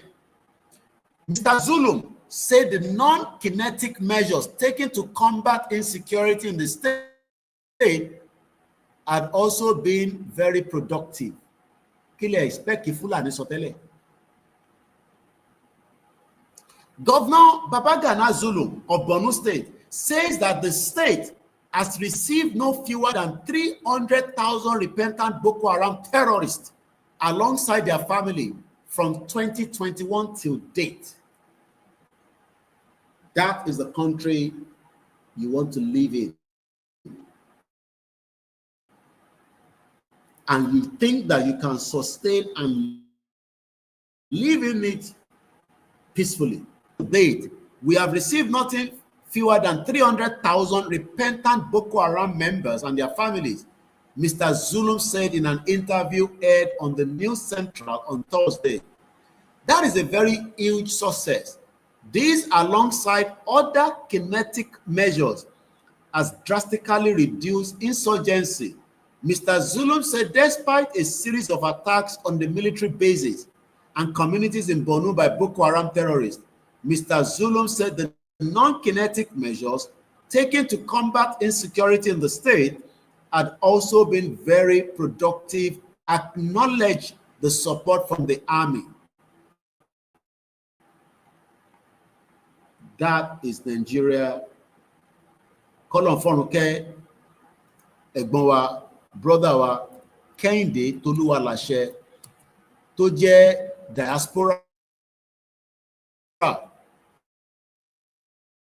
But unfortunately, in the depth of the explosion, Kẹ́hìndé Tolúwaláṣẹ was a victim of a tragic explosion in Bodija, Ibadan on January 16, 2024. The explosion was caused by explosive device illegally stored by illegal miners in a residential house. Kehinde Tolu Alashe was a victim of a disaster and had been holiday in London before the explosion. No, he was in Nigeria from Ghana, end up in Ibadan and died.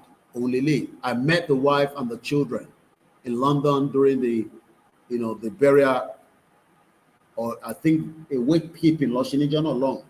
Koto di was say picture lenwo yi. Imi àti grandma ṣì máa ń sọ̀rọ̀ ní UK. Bóyá ni Governor Seyi Makinde bí ṣe máa ń sọ bóyá ló ṣì máa pè yá ẹ̀ till date. He came for holiday from London rather. The entire staff and management of Mugba Radio TV UK and Nigeria send condolences to the Tolu Alashe family. May soul continue to rest in peace, and the others that got caught up in this very evil act. That is the Nigeria that many of you are dreaming of. So, going back to the 6 people that were sentenced, because we have about 32 minutes. These 6 individuals, it was a painstaking investigation, but the London Metropolitan Police wanted justice for the victim parent. Ìyá ọmọ tó kú àtàwọn mọ̀lẹ́bí ẹ̀. Ìtàwọn bá tẹ̀lé ìgbà ẹni tó ti kú tó bá lè dá padà. Kátẹ̀rí justice ìfún. Is that not what you want? Many of us want justice for the injustice that have taken place in Nigeria for the last 60 years plus. Let's go further. Despite several of the defendants trying to flee the country to avoid arrest, they have now been brought to justice. In the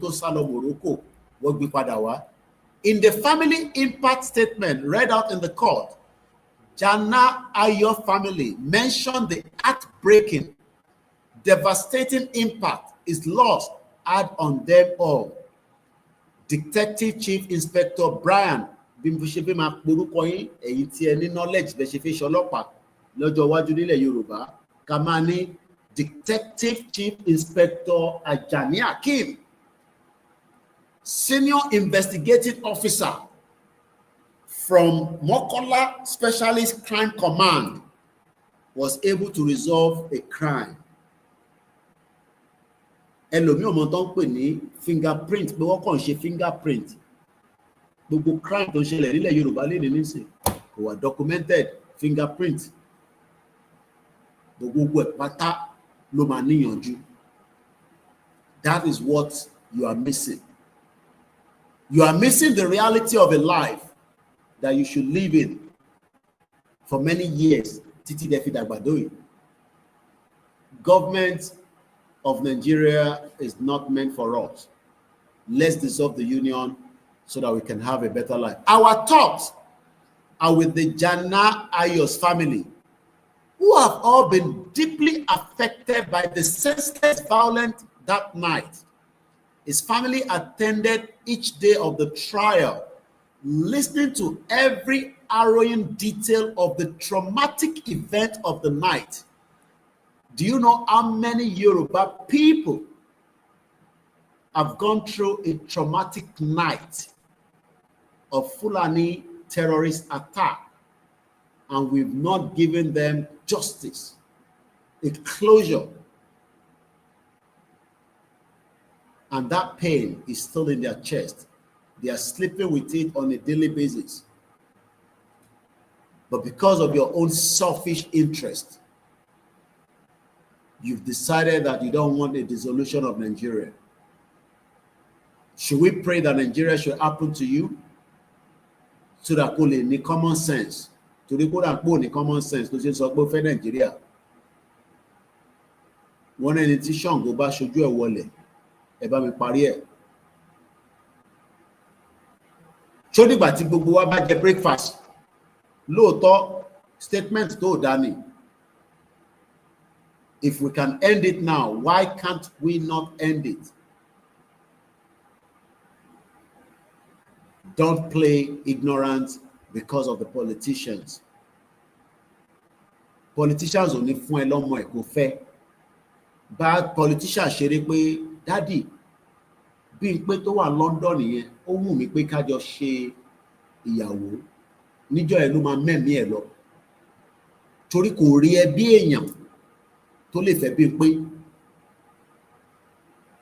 ìwọ dánwò ìwọ tó ń bá àwọn olóṣèlú yẹn ṣe kò sọ fún wọn kó fẹ́ fẹ́ ọmọ wọn lọ́kùnrin ni lọ́bìnrin kò gbọ́ ohun tó máa sọ. To stop playing ignorant in Yoruba land. We are all in danger and we need to exit as quickly as possible.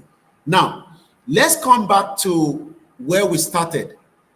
To the end broadcasting in exactly the minute I promised. Mo ní àwọn ìṣẹ̀lẹ̀ kan ṣẹlẹ̀ ní UK lánàá tó mú Deputy Prime Minister wa kó resign. That will never happen with any of your politicians to resign. Ẹni tó dọ́rọ̀ ẹ̀ wò ọmọ UK náà ni òun ni bèbí tí mo lè jẹ́ pé bèbí woman tí ó ṣiṣẹ́ pẹ̀lú Buhari kí lorúkọ ẹ̀ finance minister níjọ́ náà lọ́hùn. She resigned and she went quiet since then.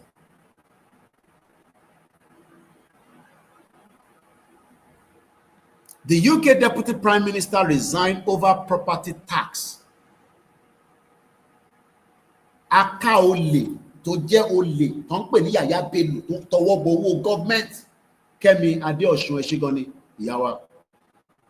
Kẹ́mi Adéọ̀ṣun resigned from Buhari's government. Buhari bẹ̀ẹ́ gbogbo wọn bẹ̀ẹ́ ó ní no. I will save my integrity. Who resigned? Látijọ́ tí èyí ti dàgbà tá gbọ́njú ẹni wo ló resign nínú government. Bá ṣe gbọ́ wọ́n ní Uncle Bọ́lá Ìgè fẹ́ resign. Bá ṣe gbọ́ lẹ́nu àwọn tí wọ́n wá ti Bísí Àkàndé ti sọ̀rọ̀ yẹn pé he had the intention to resign from Obasanjo's government because ẹ rántí pé wọ́n sí ní the same political party. Bàbá yẹn sọ pé ó yẹ kí Yorùbá kó dá dúró àwọn ọmọ Oòduà. We know what was the end of him. May so rest in peace. You are dealing with many demons in Nigeria. Don't pè láwọn olóṣèlú. So let's look into kí ló lè fà á kí odindi Deputy Prime Minister tí kò plan tẹ́lẹ̀ kó dẹ̀ tender resignation ẹ̀ kí ló fà á? Ṣó lè possible ní local government ẹ ní state ẹ ní senator ẹ ẹlòmíì ò tẹ mọ senator ẹ ẹlòmíì ò mọ House of Representatives ẹ. The UK Deputy Prime Minister Angela Rayner has resigned after an independent inquiry found she did not meet ethical standard over a recent home purchase. Ó kọ̀ ra lé, òun lówó ra lé, kò wá san tax.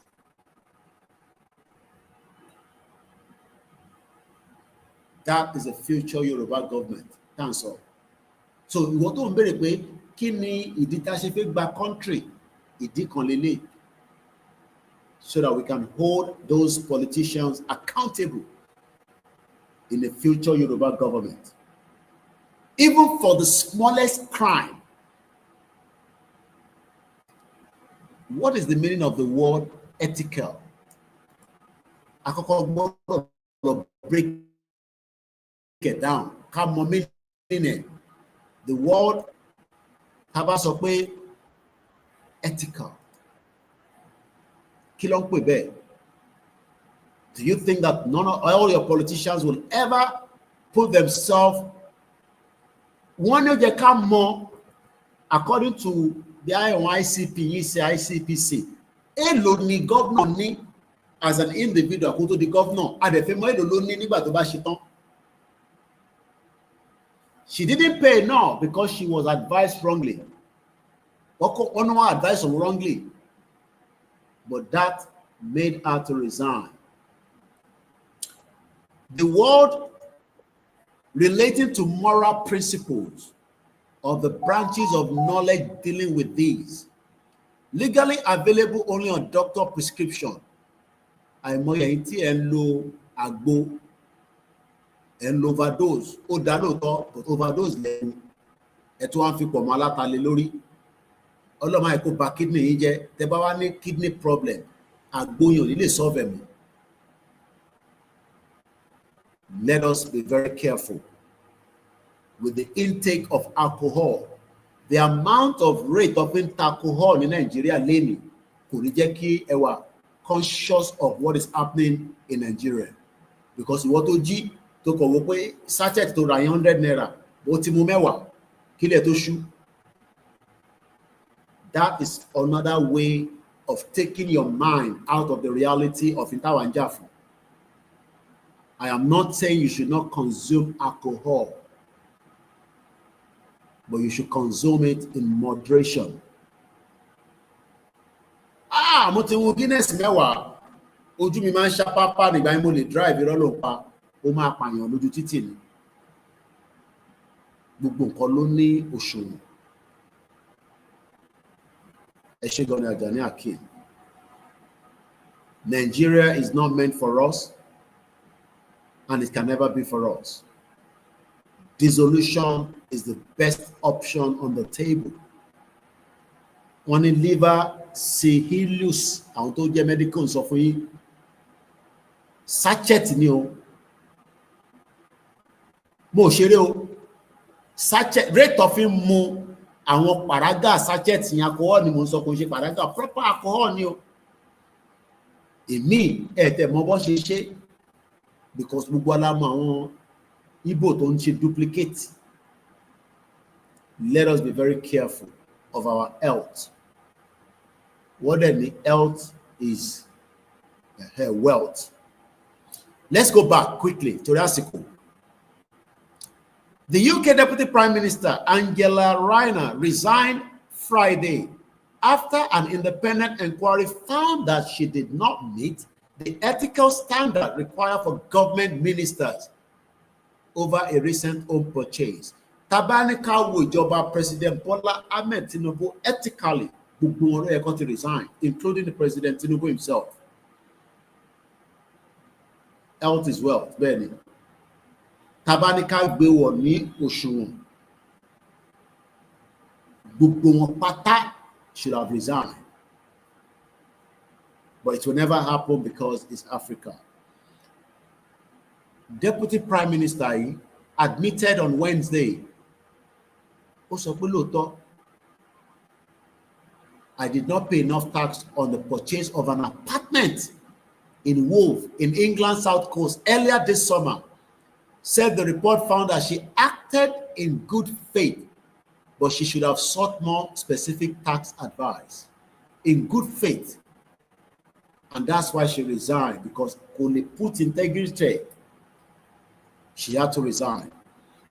Only bó ṣe jẹ́ ká máa dúró nìyẹn, èmi Ọláyọmí, I take full responsibility for my error. Can President Bola Tinubu do the same thing? Can your governor do the same thing? Can any of your senators, your politicians? Only I take full responsibility for this error, she said in her resignation letter to the Prime Minister today, Keir Starmer. That means that the government had to reshuffle today. OLAKUNLE. Rayner referred herself to the independent advisor on ministerial standard, Laurel Magnus, on Wednesday, who delivered this report to Starmer on Friday. In the UK, levies are charged on property purchases, with higher charges due on more expensive homes and secondary residences. Reports have suggested that the Deputy Prime Minister saved about £40,000 by not paying the appropriate levy, known as stamp duty. It's a lot of money. Tara Lunaba did the same thing. Only consequences. She has decided to take the consequences and resign her position. This will never happen in Nigeria, and it's not going to happen any 20 minutes. And I hope many of us that disagree with this movement will start reflecting as individuals, as groups. I know our politicians doesn't want a dissolution of Nigeria because they've been told lies. Many reshuffles have taken place in the last. It's not our problem with their own issue in UK, but it took a jẹ́ tí a kò lè dárúkọ tí gbogbo wa mọ̀ dáadáa àti dárúkọ ní orí platform wa for good reason. Only David Lammy. David Lammy has now been replaced. Well, he has been appointed to take over from the former deputy. So right now, the Honorable David Lammy, MP, has been appointed as the Lord Chancellor and the Secretary of the State for Justice. He will also be the Deputy Prime Minister. He was the one that told us Nigeria will be a better place in the next 50 years, where I disagree with him. That is how far I can take us at this late night broadcast. We've touched on many gray areas, specifically on crime and why crime has never been resolved in Nigeria due to the country known as Nigeria. And the longer we stay in Nigeria, we are not likely to get many crime resolved, whether the Fulani crime, whether the crime within our local government, whether the crime within our state, or whether the crime of many of injustice among ourselves. The best option is a dissolution. And that is going to make me to read this final part that brought out the topic, Talulale. Let me see if I can bring the screen on that as well, so that the next 15 minutes will be used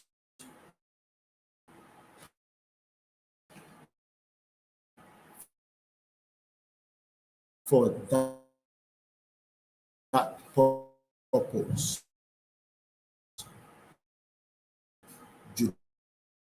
Judicially. So that is coming up on the screen there, as you can all see. Ejekaka kíákíá ejen yo Moki brother wa Ajani Ake Moki Moite wa ní Libya.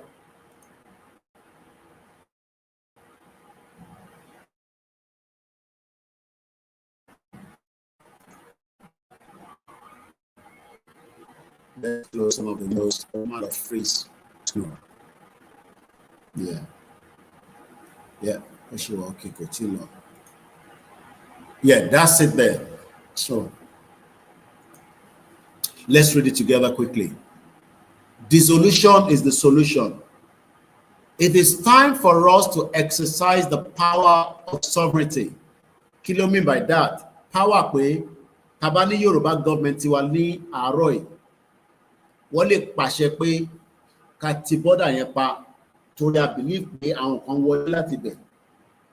Ká reinforce security sí gbogbo borders wa. But the Nigeria today failed to help us to do so. And that is why all our borders have become porous, where insecurity has become a big problem. But we have wasted and sold under the guise of spurious elections over the years. Election these are elections that have taken place since 1999 till date. Don't tell me Rome was not built in one day, because that argument does not fit in. In Nigeria today is the reason why we've had a lot of insecurity across the southwest part. Yoruba. As Ango Abdullahi said in a summary in his various write-up, this amalgamation isn't working. Therefore, it has to be dissolved. But who would have that? Baba Idris, want to like the broadcast and a comment. We have 15 more minutes. Kemade Gbagbe, ke support. We'll use about 5 minutes for you to donate so that we can continue the great work we do on our platform and our channels. It says, and I quote, a peaceful dissolution. A peaceful dissolution is the next recourse. This imperfectly amalgamated Yoruba group of kingdoms, the Caliphate, the Emirate, nations, the Igbo Republican state, and the other smaller nations have gone through continuous bloodletting. I've given us example tonight, or your massacre, or massacre, Oba Olufon of Ifon that was massacred, many other across. Murillo Risara reporter, people in Ogun State are running helter and skelter because of the terrorists as well. Distrust. Àwọn Igbo trust Tinubu, àwa náà trust wọn. Fulani no trust wa, àwa náà trust wọn. These are many reasons why, even as they're going into 2027 election, El Rufai tell Tinubu that Oma relegate Paraseko. How he's going to do that, I don't know. Another man came out and said, Tinubu nearly 1 million votes, Moni Zamfara, and Oma Kote. A false pretense at unity. We are not united. And the next verse says, and I quote, what unity? We have all in various degrees suffered. Nothing binds us together, no common ancestral origin. Èdè wo kì í ṣe kankan náà.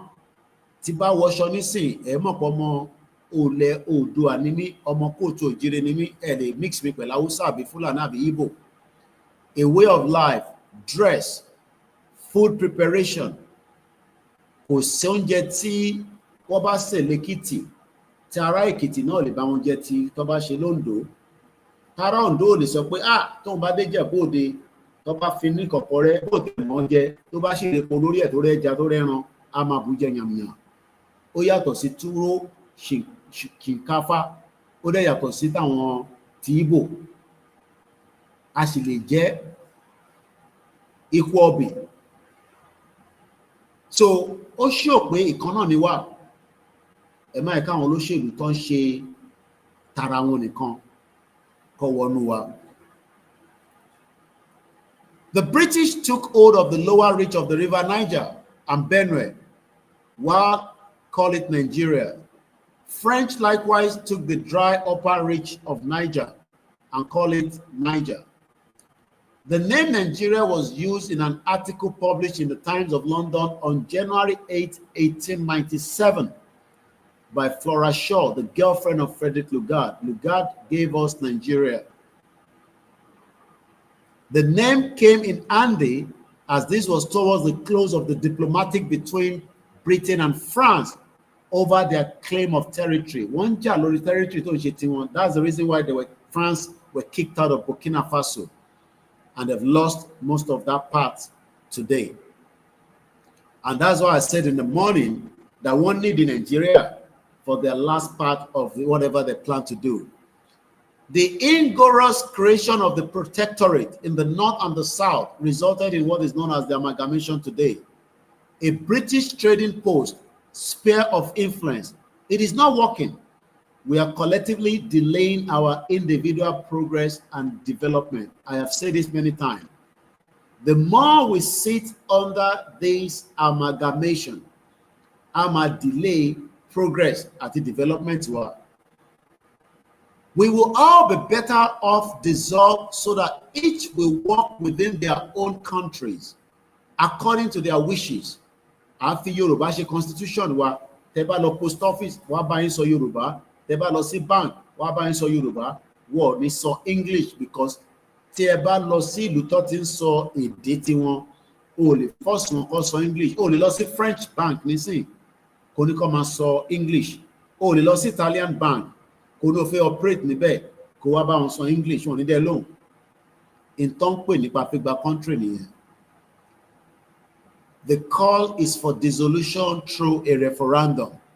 This was put together by Babawa Oluwole Ajala Babadada, based in the United Kingdom. All these means that the union needs now to end peacefully. We have 9 minutes to the end of the broadcast. Many have argued, ṣé a lè rí referendum gbà lọ́wọ́ Nigeria tá máa fi exit? The answer is no. And the reason again is because the politicians will not want to allow a referendum clause in the constitution, because firstly, that constitution is void. It is not the people's constitution. It's a constitution that was forced on each and every one of us to accept it. And you cannot amend something that is a fraud. So as long as we are still running on that fake constitution, you are never likely to get a referendum clause on an exit. How then do we become an independent country? The first thing is to educate as many of our people and bring them on board to understand that the Fulani agenda is not just the Fulani in the forest. Many of the agenda is also to cripple the Yoruba economy and destroy our own territory with their own products, either by bringing it through dubious way or by giving a monopoly to someone to operate and become very powerful in the Southwest today. A lot of diplomacy can work, but we must prepare for all eventualities of an exit. If we refuse to fight to defend the borders and the eventualities that Tinubu goes for 2027, and it becomes where the Fulani refuse that result, we might end up back to what Buhari said: baboon and blood will flow. I hope a lot of us understand what that means. I hope the message is clear on our late night video. You can now go to other choice of your late night video. If you want to play Nintendo game, or you want to do some other things. But one thing on this platform is the Yoruba nation struggle is still an ongoing until a full declaration can be made. That has not been done yet. That means nobody will stop this, what we are doing today. We will continue until we are finally become an independent country. It's not going to come on a platter of gold, because freedom is not sold in any of the supermarket. But one thing is, Nigeria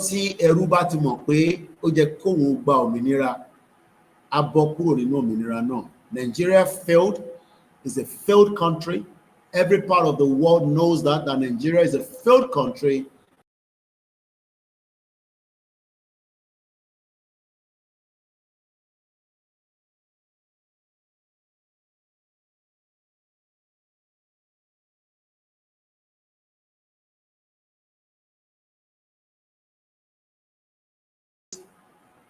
But you are likely not to get it. And that means there will be a divided vote in 2027. They will monitor their vote very well, because if Tinubu tried to attempt to use the power he has right now from the INEC and rig the election of 2027, the Yoruba must prepare for an invasion of the Fulani in the Southwest. And I hope you keep this video for a record purpose. And that means there will be a war. Koikimedia, bringing the world closer to your doorstep. As I leave us tonight, again, We pray that the gods of the Yoruba land will give us the strength to defend the land when that time comes, so that we do not lose many lives. Nobody wants a war, but the situation in Nigeria, as the former president Olusegun Obasanjo says, and quote, Nigeria is just sitting on a keg of gunpowder, waiting to be exploded. And it can start from the north, and it will trickle down quickly to the southeast, to the middle belt, and the southwest will not be left behind. The foreigners will be evacuated as quickly as possible by their government, while we will be looking at the final resolution to dissolve the union after bloodbath. Tinubu can dissolve the union within the next 365 days. If he doesn't do that, if you don't know the meaning of Yugoslavia when it was dissolved, I will advise you to go on YouTube, Google, and type in what led to Yugoslavia dissolution and what was the outcome. Country came out of it. Many of those countries are surviving today. The Yorubas are big to survive on their own. I need the Igbo to survive. I need the Hausa to survive. We can survive on our own, but we can still work with them as a country rather than as a union that has failed. You will still be disrespected by any of these other tribes. They will abuse you, they will curse you, but they will never leave your land, because your land is very, very important to them. Go and look at their land. You can't compare it to Yoruba land.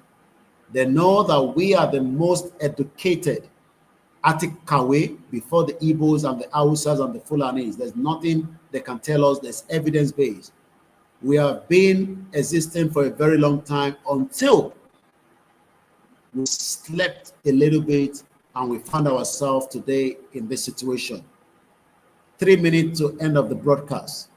I hope as you are heading out of this broadcast, remember to tell somebody that doesn't believe in the union of one Yoruba country that they better do. All your politicians will die one day, just like anybody. But one thing that will not die is the land that belongs to us. But see our enemies, the children of Usman Dan Fodio, they are the ones troubling us today. And they are not ready to back down for you. It is entirely up to you to wake up and defend it together with us so that we can have multiple strengths. They've never invaded us, and I don't pray they will invade us, but they can cause a lot of collateral damage. And that means that we can lose many lives if we do not do what is needed to secure our lives. I pray our kings will support what we are demanding as quickly as possible, so that it will not become a situation in the future where kings will also be held accountable for not doing a lot when the Fulani invaded us. They are part of us, but we can deal with them. And that's where we're going to leave it tonight. Once again, my name is OLAYOMI KOIKI, known as Koikimedia, bringing the world closer to your doorsteps.